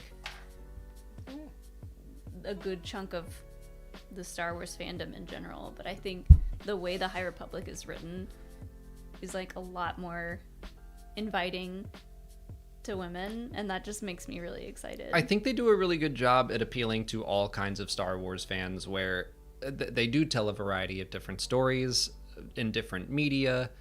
They have romance. They really invite cosplay, which something I think they invite people to come into the High Republic and be creative with it. And I'm trying to remember the words. Our friend Sarah Dempster, who writes for 1138, the Star Wars blog, she told me once about this study that it was about how men explore fandom cumulatively, I think was the word. We like facts, and we like learning about things, and we like lore, and this isn't true of like this is all that men do and this is all that women do, but like women tend to explore fandom more creatively and take it and write fan fiction, make fan art, cosplay, and obviously both sides of the fandom do the same thing. But I thought that was really interesting because, yeah, from my point of view, for me, I'm like, yeah, I definitely explore my fandom cumulatively, and I think that it's good that they cater to both. Yeah. Like, I get the knowledge and the lore that I want, but seeing so many people cosplay and create fan art and write fan fiction out of the High Republic, it is like this new era where people can jump in for the first time. It's really neat. Yeah, it feels like people are able to just care deeper about the characters. If they're writing fan fiction about these people, then they care deeper than the average fan. Yeah. So that's just nice. It's nice. Darth Nicholas, thank you for the next super chats here. Would you like to see Kix appear in the Tross sequel? What are the chances of that happening, and what role could you see him playing? Since the next sequel movie is set 15 years after the Rise of Skywalker, I could see Kix playing a bigger role in a story set right after. Him choosing to rebuild the Republic after failing to stop Order 66 would be interesting. I mean, I love that idea. I think it would be cool if they could find a way to, and I'm sure they could, to explain like what this clone trooper is doing here. Yeah. Because so far he's been in two sequel era stories. Right, and pretty small ones. Yeah. One was a short story and one was a Star Wars Adventures comic. I loved them both.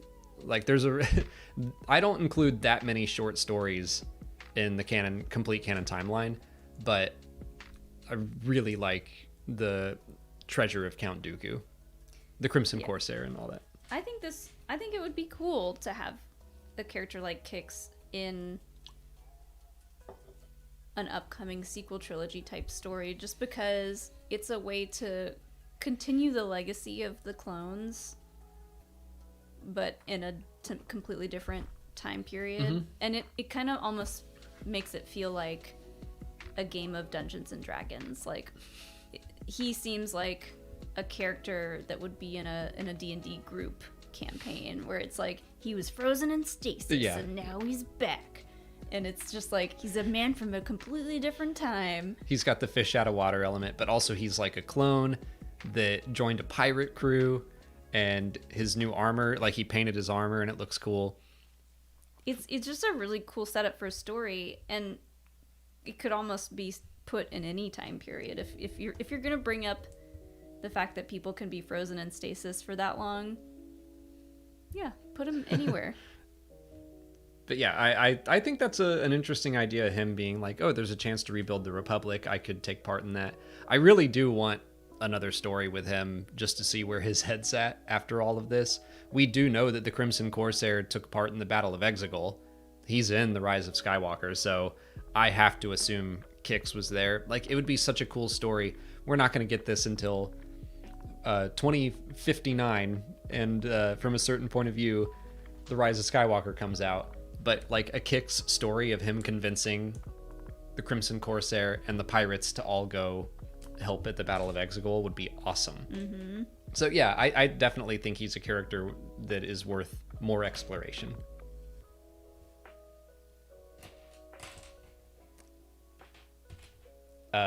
Mocking Brick Channel, thank you for the next one. Laura Harrier as young Ahsoka Tano. I had to look her up, and I believe she's in Spider-Man Homecoming. Oh, yeah. I think that's who. I could see that. Yeah, that's her. Yeah, she looks like she would fit the part. Mm-hmm. I don't think I've ever heard of her. I mean, I must have seen her if I've seen that movie. She was Peter's love interest in the first Homecoming movie, or Spider-Man movie. Oh. That, like, Michael Keaton's daughter. Oh, okay. It's been a while. Yeah. She was good, though. Mm-hmm.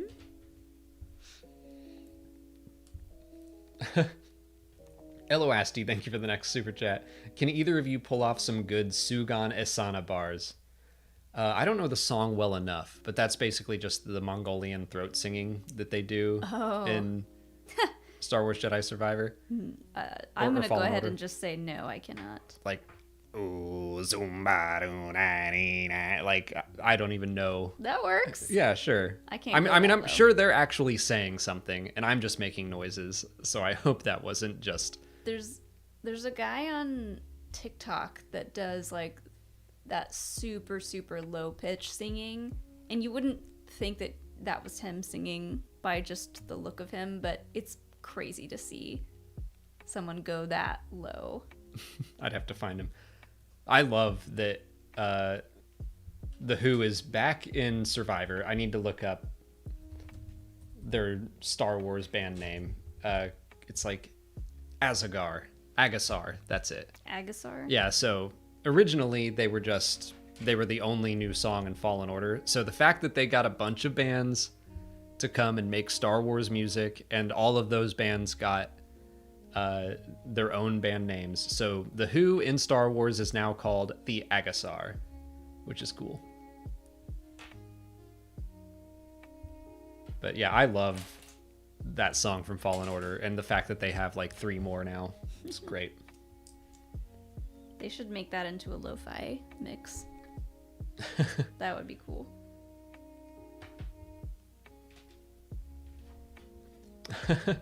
Caleb Diaz, thanks for the next Buffy super chat. Yay. For the record, never hated Xander until he cheated.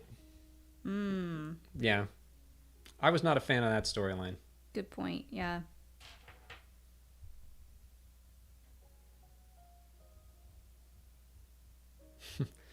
Kenwood, thank you for the next super chat, and goes back to stuff we were talking about earlier. Lindsay Ellis has a video called The Ideology of the First Order that is all about the Disney marketing. It's all about Disney marketing fascism with the Empire aesthetic. Yep. I mean, the last time we were at Galaxy's Edge, we were with a bunch of, it was for the Survivor event, so we were with a bunch of other Star Wars YouTubers, and we were talking about how weird it is that they just have a fascist store. I know. With all the First Order stuff. Yeah. You're like, oh, this is okay.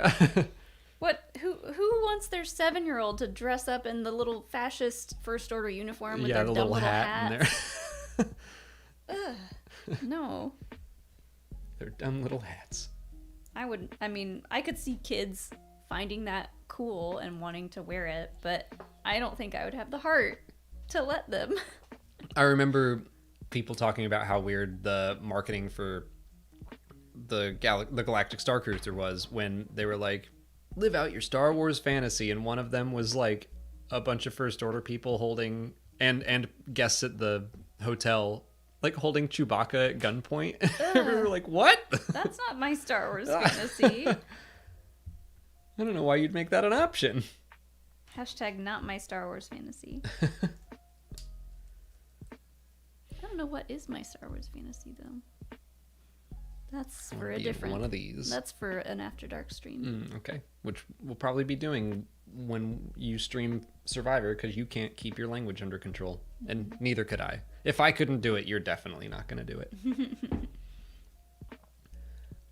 Darth Nicholas, thank you for another super chat. Could the next sequel era movie, it won't necessarily be episode 10, right, cross over with the Ninth Jedi from Visions, and could many of those same characters be seen with Rey's new Jedi Order? I am gonna say no. I don't think so. I don't think so either. But we could see the technology evolve to where lightsabers can just change color on a dime. I do love that. I don't know why, but like I think that but then is. People would be like, oh, what about bleeding crystals? I was about to say that. I was about to go. Oh, the fact that they have. What about it? They've done so much talk about bleeding, and the fact that it showed up in Survivor, to me suggests that they're not going to just have lightsabers swap color willy-nilly. Mm-hmm. So, yeah, I don't think that they're going to go that direction. Also, I kind of like that the Ninth Jedi gets to be its own thing. I still really want, instead of episode 10, I want the 10th Jedi, or just the Ninth Jedi 2, whatever they want to call it. Mm-hmm. The way that short ends is so cool. Like this group coming together and walking out, and they're all majestic, and they're like getting ready to go on an adventure. I want to see that adventure. Yeah. This is cool. Is this right? I think you need to push it forward a little bit. Oh. Yeah. And Nicholas has the next one as well. Thank you. Is Screecher's Reach your new all-time favorite Visions short, or is it The Ninth Jedi still? Would a Visions Volume 3 excite you? First of all, yes, I would be very happy, especially after Visions Volume 2. Like, I liked Visions Volume 1 quite a bit. Visions Volume 2 landed even better for me, and the more, I don't know, used to this idea that we get, I think I'll be more and more excited to just see new weird Star Wars stuff. Yeah, I've said this before, but I feel like the first volume of Visions didn't resonate with me that well just because of not knowing what to expect. We watched it all too fast. We watched all of them in one sitting. And like... Yeah, a lot of that was on us. I liked it okay. I was just kind of like... Not super affected by it either way. But Volume 2, for whatever reason, resonated with me a lot more. I don't know why. Maybe it was just the variety of storytelling. I think the variety went a long way. Animation. I also feel like, and this is on me probably, but like watching, because the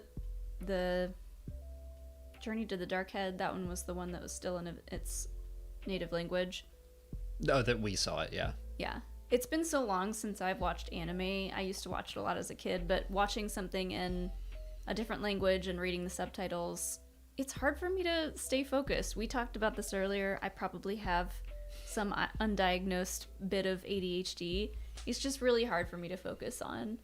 So that was probably another reason why Volume 2 worked better for me. But yeah, I would love a Volume 3. Well, then what is your favorite Visions short then? I did really like Screecher's Reach, but I think In the Stars was maybe my favorite. Of all 9 or 18?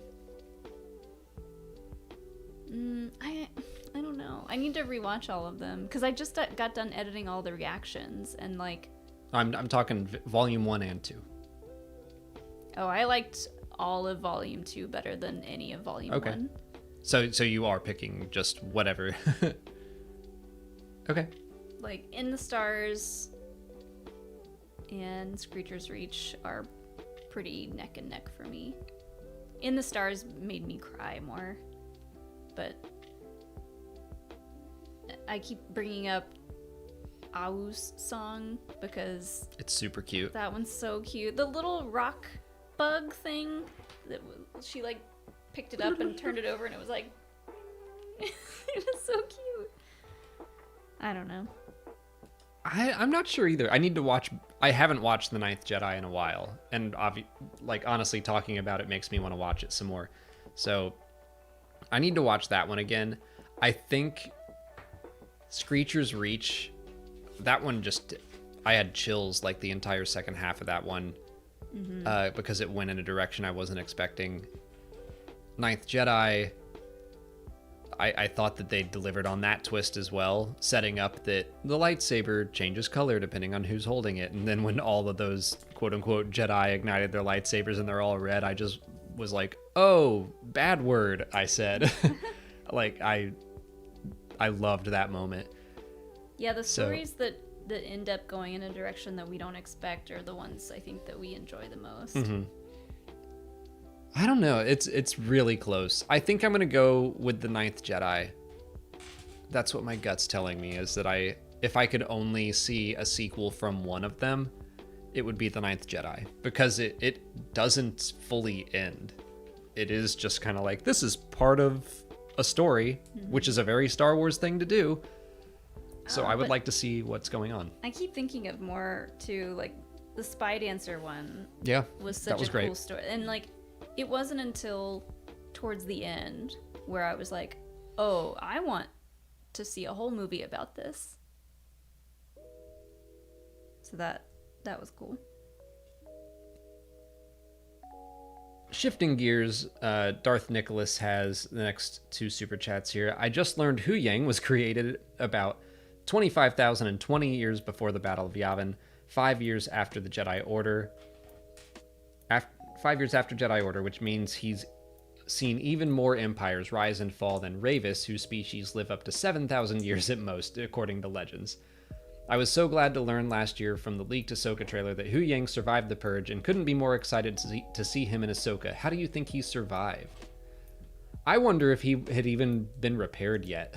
Like... Huyang? Yeah. Oh. So he got, like, ripped apart and somewhat repaired in the Clone Wars Youngling arc. So maybe he was just like waiting for repairs when the Purge was happening. And so maybe he was like, I'm just going to power down and pretend I'm asleep. Just going to hunker down. And they were like, okay, that droid's already dead. It's missing arms. So we'll just like throw it in a scrap heap, and he just hung out Yeah. for a while. I wonder if they'll even cover that. But Probably yeah, it not. does seem like something that Palpatine would want to destroy. Because Would he even know about him? I think so. Why? Inquisitors would have known about him. Why? Because they would have been younglings and Padawans, and they would have made their lightsabers with Huyang. I feel like they just Vader would have known about him. But would they really? Because like all the bad characters in Star Wars, part of the reason why they're bad is because they're so stuck up and sure of themselves. Would Their they? overconfidence is their weakness. Yeah. Would they even bother thinking about a droid? They might not. Yeah. They would be like, who? Huyang? Huyang who? Huyang who? Like they'd be like, oh, he's not a threat to me Right. or But, anyone. well, Palpatine was very insistent on getting rid of like all signs and symbols of the Jedi as well. So I do think that if he knew that Huyang were around, he would want to get rid of him. That's fair. But I'm just gonna assume for now he played dead, and that was it. And He was like, I'm just gonna switch myself off. Yep. But he didn't have arms when so he couldn't do that. Boop. I'll be curious to see what they cover with him Yeah. and how they bring him into the story. I don't think they're gonna cover much at all, to be honest. I think they'll mention that he's old and he's been around for a long time, and that's it. Yeah, I don't think they're going to say he's 25,000 years old, but they probably will talk about his relationship with the Jedi Order, maybe the fact that he knows lightsabers. Yeah. I don't know. But they're not gonna go into who might remember him and who No. might not remember. Like, I'm curious to For see if they go all the way into how he survived, or if they save that for something else. honestly, like most Clone Wars, most people who watched the Clone Wars might not even remember him. So it's like, I don't think they're gonna How delve. dare you? I don't think they're gonna delve that deeply How into dare you? his He lore. won an Emmy. Everyone knows who Huyang is. He won an Emmy David Tennant did. for playing Huyang? Mm-hmm. Really? Yeah, In Clone I'm Wars? pretty sure. Why is that so shocking to me? I don't know why. David Tennant wins Emmy for Star Wars: The Clone Wars. It was like Is that because it's David Tennant though? it was like best guest appearance or something. Oh, then it is because it's David Tennant. Yeah, it was best guest appearance in an animated series, I think. Huh. So it wasn't about his character at all. Oh, Andy says a daytime Emmy, but yeah. Whatever, Andy. An Emmy's an Emmy. I'm with you, Andy. I'm like, okay, what? That's like a Happy Meal Emmy. What is it? You I said once what I you said. win a primetime Emmy, we will talk. Sin Rosian, thank you for the next super chat. What do you think about the first TV or movie adaptation of The Old Republic being a children's TV show? Do you think it'll be any good? Wait, am I missing some news? What? The first...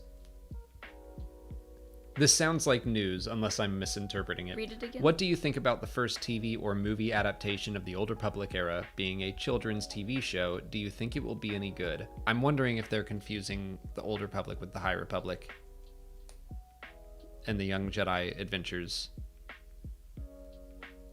I don't know.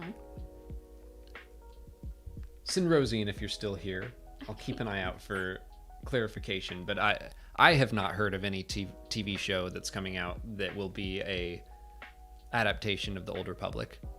As far as I know, we don't have anything like Old Republic era on the way. Okay, yes, I'm sorry, my bad. Gotcha, Sinrosian. So yeah, High Republic? the Young Jedi Adventures is the High Republic, which is only a couple hundred years before the films instead of several thousand. So Yeah. we're still waiting on Old Republic. Oh, okay, you meant High Republic. Okay.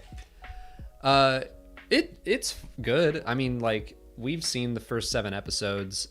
I know that there are more. I think there are more on the way. I've seen it called like Part 1, Season 1, Part 1 thrown around. So I think there's more.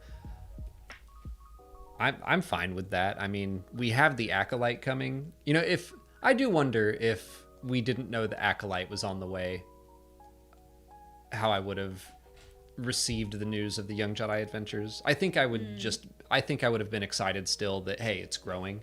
Yeah. But knowing that the Acolyte is on the way and we're getting like live action High Republic stuff, I'm like happy to wait, and I'm thrilled that we can watch some little kid adventures in the meantime. I'm thrilled that the first big new animated show for small kids is set in the High Republic, because like we were talking about earlier, it's a time period where everything was better, everything made more sense, the Jedi were not so rigid and like messed up, like the way that era is written, there's more inclusivity, and it just feels good that that's the era of Star Wars that we're teaching small kids from. Yeah, and it also is a point where the Jedi just get to be heroes and Jedi the way that they're supposed to be, whereas the Clone Wars is like, oh, they're acting like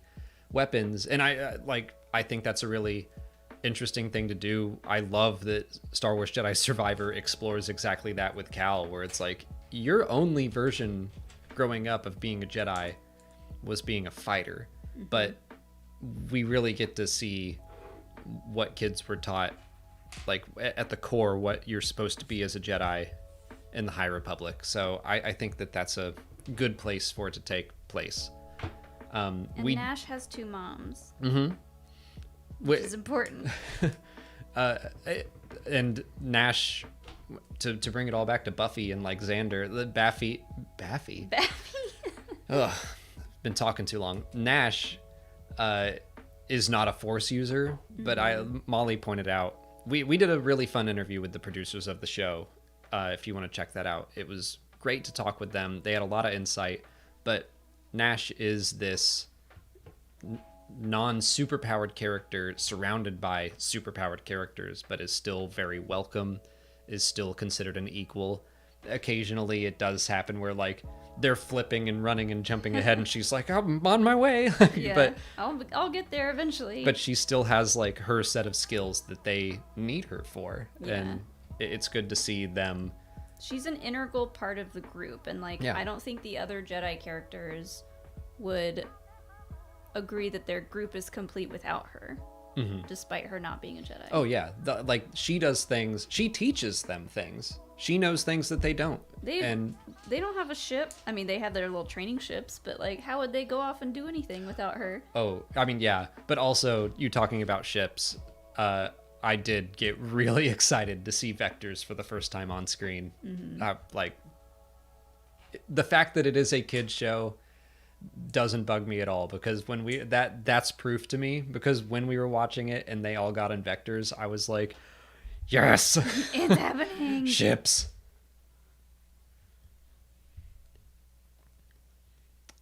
Speaking of the High Republic, thank you for the next super chat, Darth Nicholas. What's your favorite High Republic work? Ooh.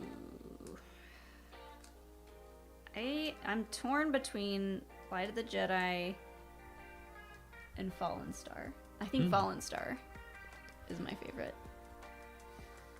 I think it's Light of the Jedi for me. I'm trying to think of my top tier High Republic stuff is Light of the Jedi, The Rising Storm, and probably Trail of Shadows. Those were Cataclysm's up there too. I really liked Cataclysm, but Phase 1 overall landed better for me. I feel like I always do this, and I need to figure out why, but can you pull that out? It is get the little orange tool. This is for that. Oh, okay. So I put these in upside down. I feel like I always just choose the introduction, like what got me into Star Wars: A New Hope. So that's my favorite Star Wars movie still. What got me into the High Republic? Light of the Jedi. So that's my favorite. But man, the Rising Storm, that's probably the one that gave me the most feelings. That I was like, wanted to throw the book across the room when I finished it, and then we took Hilo for a walk, and I just had to like word vomit everything I was feeling after that. So Rising Storm's great. Trail of Shadows is one of my favorite Star Wars comics I've ever read. That one had lots of fun twists and turns. So, but I do think Light of the Jedi was just the perfect introduction. It was showing me that, yep, this is what I was hoping for. I was hoping for a big Star Wars story, but in a book, where the books hadn't really been doing that up until that point.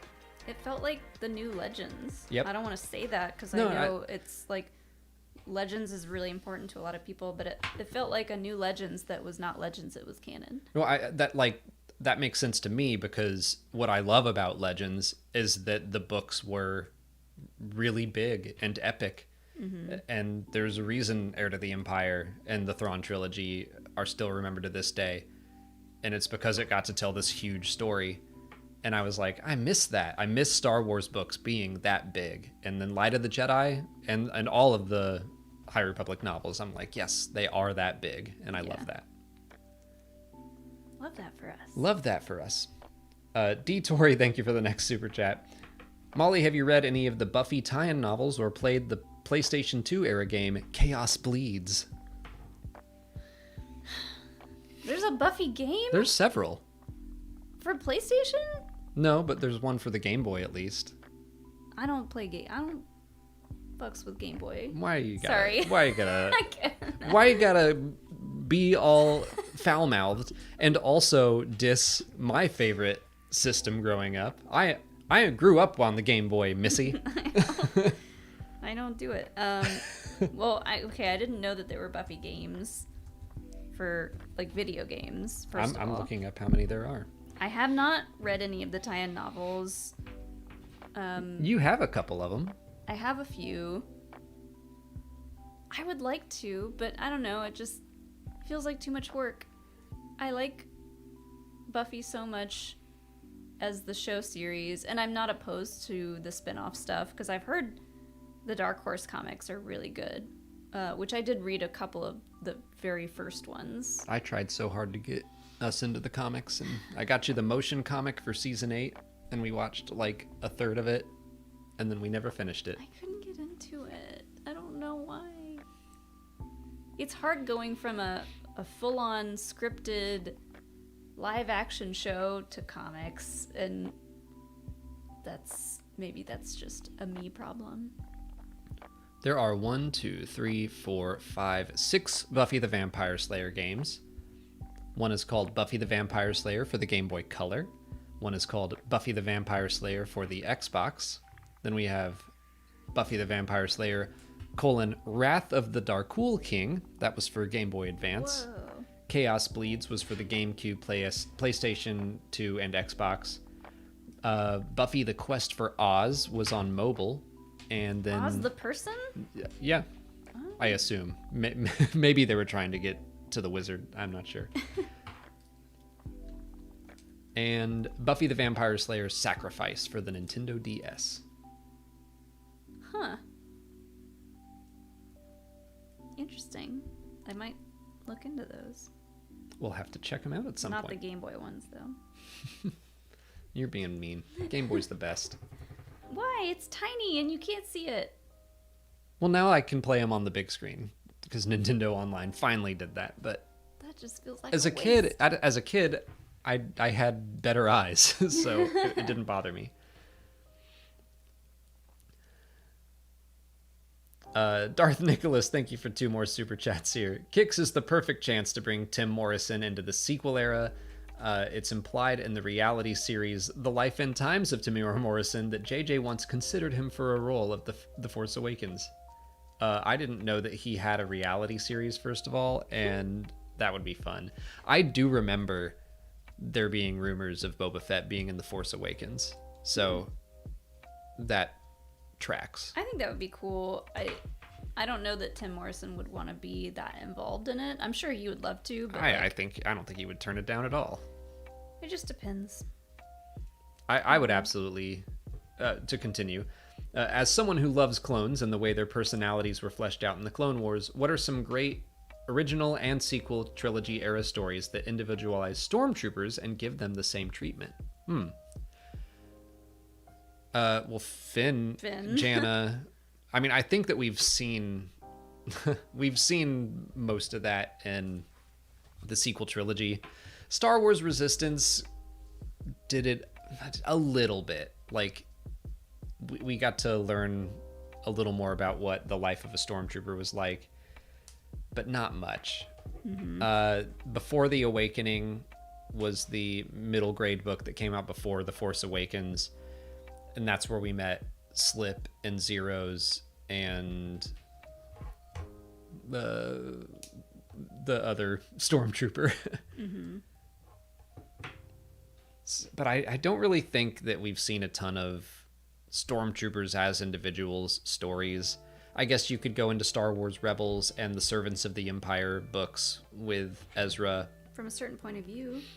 From a certain point of view has a The one couple, that but bonked like his head. yeah, but I don't know that it's really diving into what makes this stormtrooper unique. It's just like, here's a stormtrooper that had a bad day. Yeah. Because he was the same stormtrooper that Obi-Wan mind tricked earlier. Yeah. I don't know. I'm gonna see if chat has any good recommendations.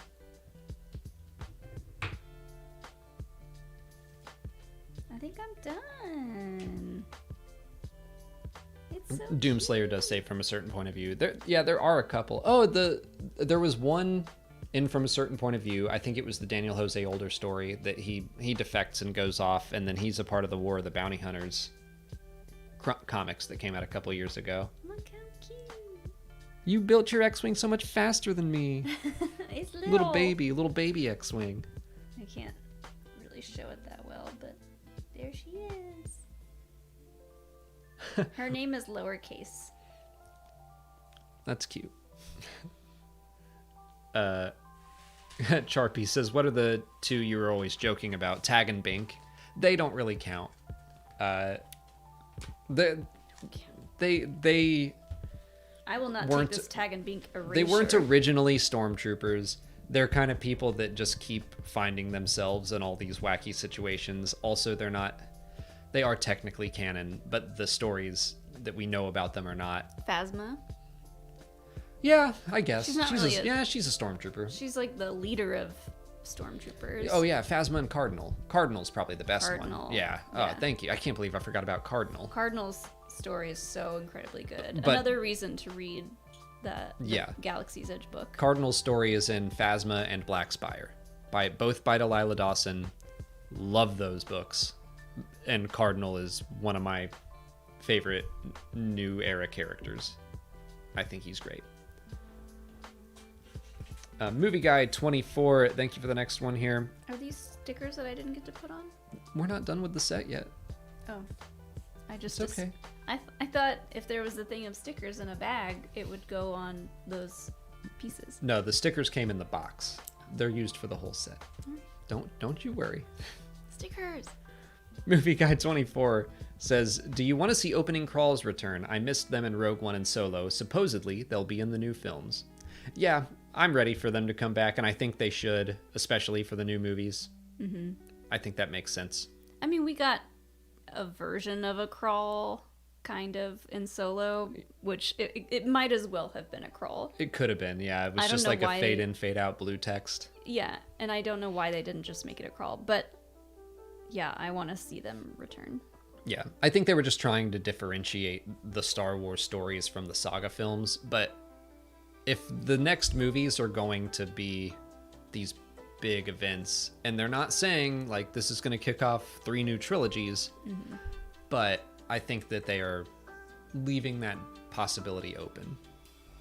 I feel like a lot of people were also kind of burned by the Rise of Skywalker crawl.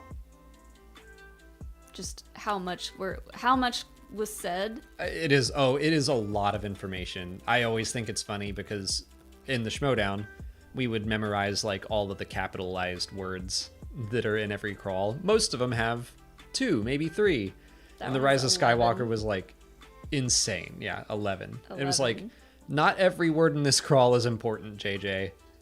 But I do like the dead speak. Like, despite that crawl put me on the back foot where I was like, the Emperor's already back and we haven't even started the movie yet.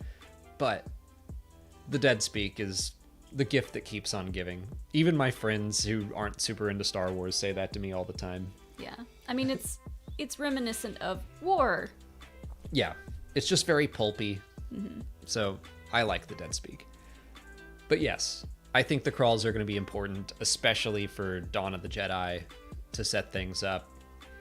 And The others I feel like will have enough context, but it's been a while since we've had a Star Wars movie, so we probably should. there's so much pressure on a crawl now, too. Like, you look at the crawl for A New Hope. Can you imagine being in the theater and reading all that before seeing that movie and being like, what?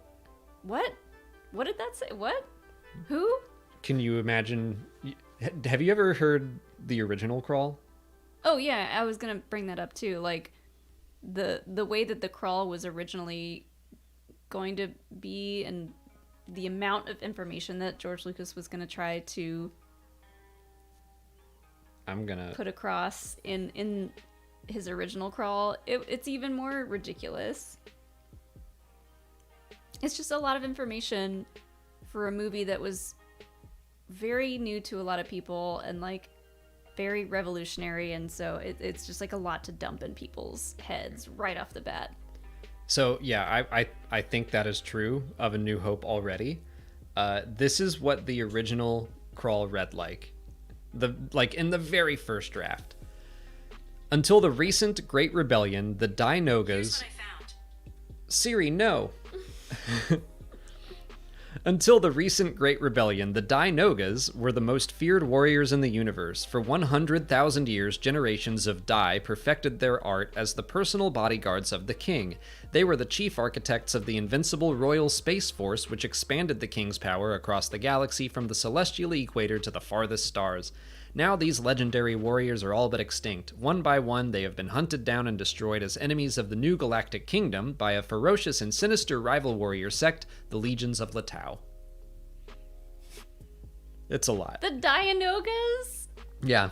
Oh, he was like so insistent on getting Dianogas in there somehow. And it turned out to be a trash monster. And yeah. And then the second draft is longer and even more, until the tragic Holy Rebellion of 06, the respected Jedi Bindu of Ashla were the most powerful warriors of the universe. Blah blah. Like, there's so much information in these crawls that you just can't read all that and be like, okay, I got it. I know what I need to know. That feels like a pamphlet that should be handed out to everyone before, like, it should be printed on the popcorn. Yeah. Read bags. this before you watch the movie. For real. But that's why Brian De Palma was like, George, what are you doing? George. He's like, Cool it. after he stopped yelling at George Lucas, he was like, let me help you rewrite this. Yeah. And so now the crawl is like, here's what you absolutely need to know Here- to watch this movie. Yeah, here are some character names. Here are some locations that show up in this film. But yeah, I was like doing a bunch of research into the crawls, and I was like, this is insane. I want to read the second one. The Republic Galactica is dead. Ruthless traitor barons, driven by greed and the lust for power, have replaced enlightenment with oppression and rule by the people with the First Galactic Empire.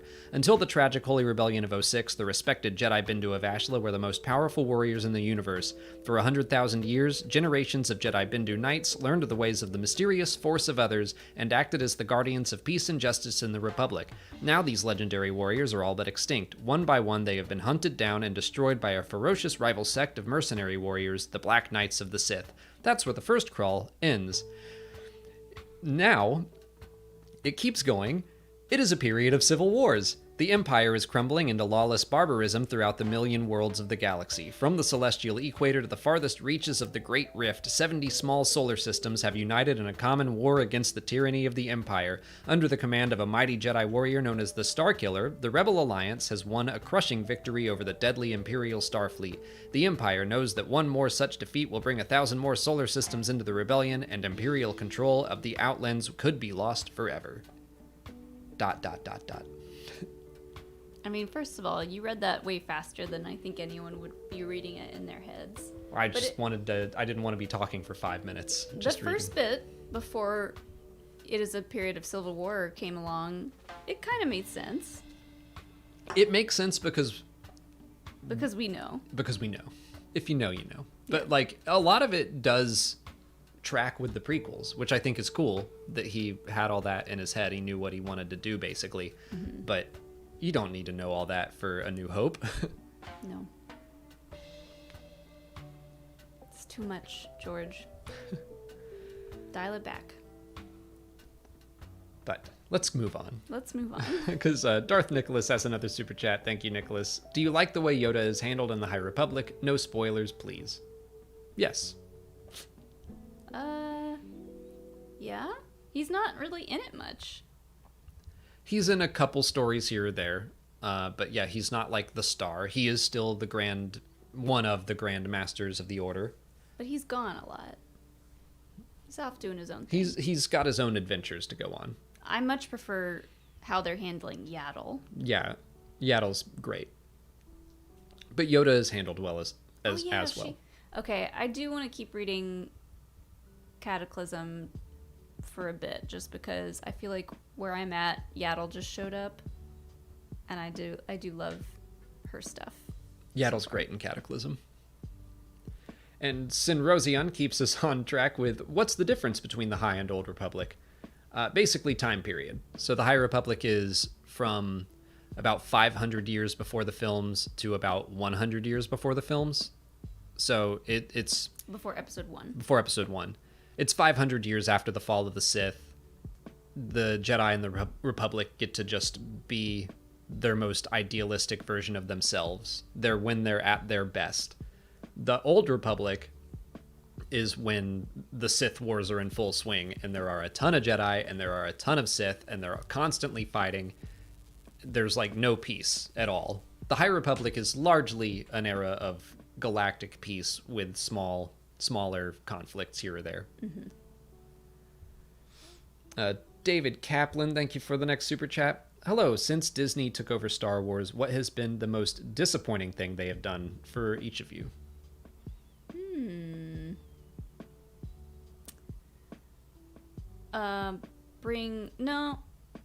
I was gonna say bring back the Emperor, but it's making Rey a Palpatine. I was just gonna say probably The Rise of Skywalker. Like, I don't mind the movie as a whole. I like the humor and stuff in it, but there are some big story beats that I think we both disagree on. But I don't know how I would change it. Like, I have no other way that I would prefer them to end that trilogy. You might.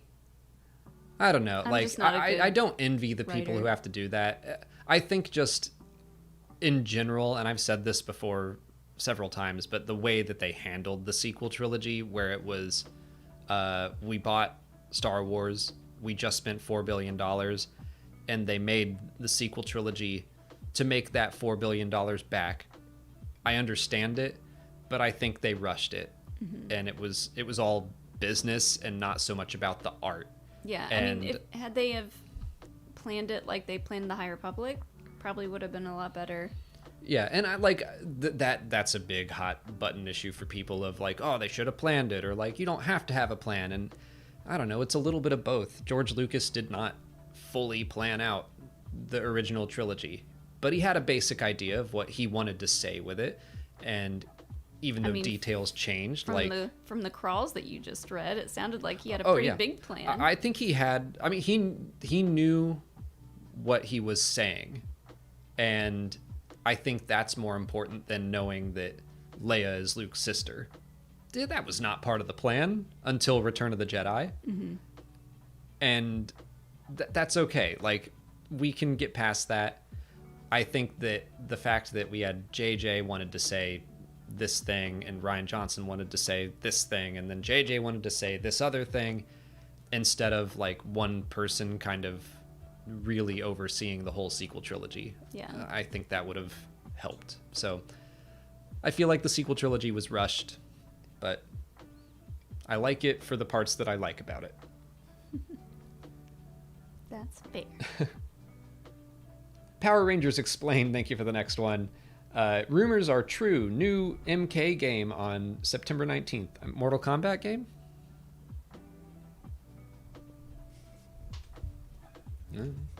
MK game? Mortal Kombat 12 trailer. Okay, I did see people tweeting about this earlier. I didn't realize it was an announcement of a new Mortal Kombat game, but I haven't played a Mortal Kombat game in a long time. me neither. I played them on like what was that? N64 maybe? That was the last time I played a Mortal Kombat game. I mostly played them in arcades. Yeah.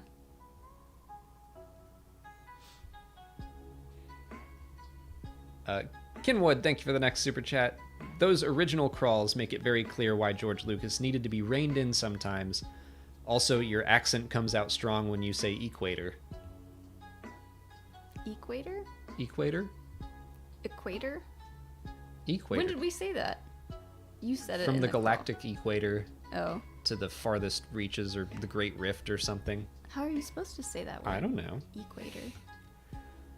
The galactic equator.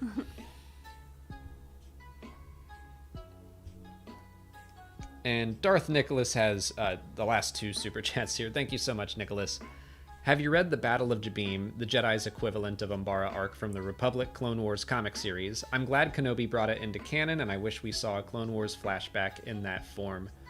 And I have not read that comic. I've read, like, about it, but I've not actually read the comic itself. Mm-hmm. I didn't realize there was a Jabim before. It sounded, canon. yeah, it was like a big Clone Wars fight, and I believe the Republic loses, and Kenobi goes through a real rough time. Aw. If I'm remembering correctly. Poor guy. We've all been there.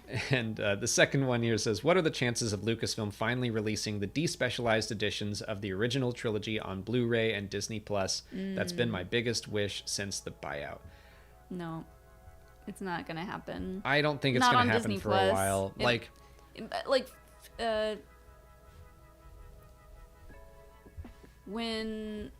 Whenever Kathleen Kennedy happily retires on her own accord, maybe it could be released then. I wouldn't be surprised if George Lucas like made it part of the contract that you can buy Star Wars, but you can never put these out. Or maybe it was like you can't do this until a certain date.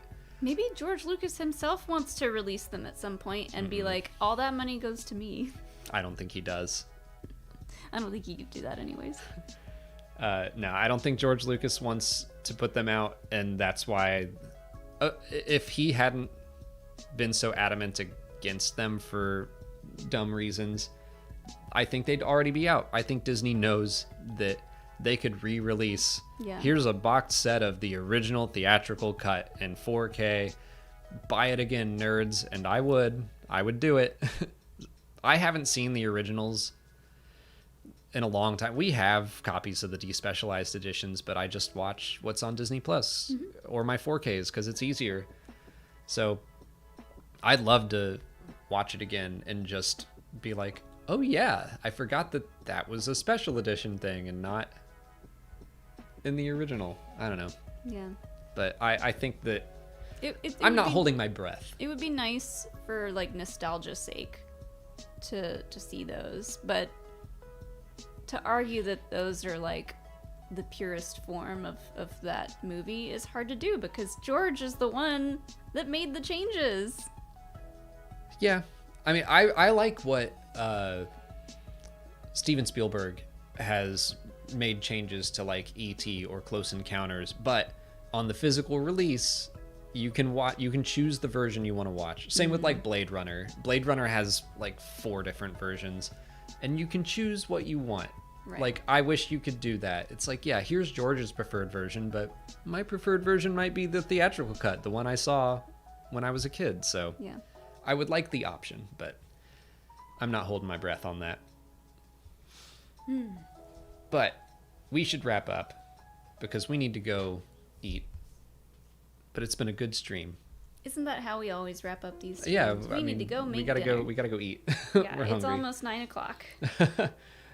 But thank you everyone for hanging out. Thank you so much for the super chats and the channel support. We really, really appreciate it. We'll be streaming again sometime in the next week because Molly's gonna start. I don't know. Definitely Tuesday. Definitely Tuesday. Maybe before then. We'll see. So if you're a fan of the Certain Point of View channel, which I'm also a co-host on, we're going to be doing a really fun happy hour edition on Saturday over on that channel with our friends Zach and Ryan from the Blunder Dome. So if you want to hang out with us then and see what kind of crazy drunken conversations pop up in that stream, you should head over there and subscribe and tune in. That's going to be Saturday night. I believe we're going to start around 9 Eastern. So that'll be fun. And I did miss, Darth Nicholas has one more super chat related to what we were talking about. George Lucas should release the despecialized editions on Blu-ray and Disney Plus next year on his 80th birthday. That's what I figured. Like, maybe he wants to save it for something related to him, but I would be shocked, but he seems like the biggest driving force in not doing that. So I don't think he's going to do that. We'll see.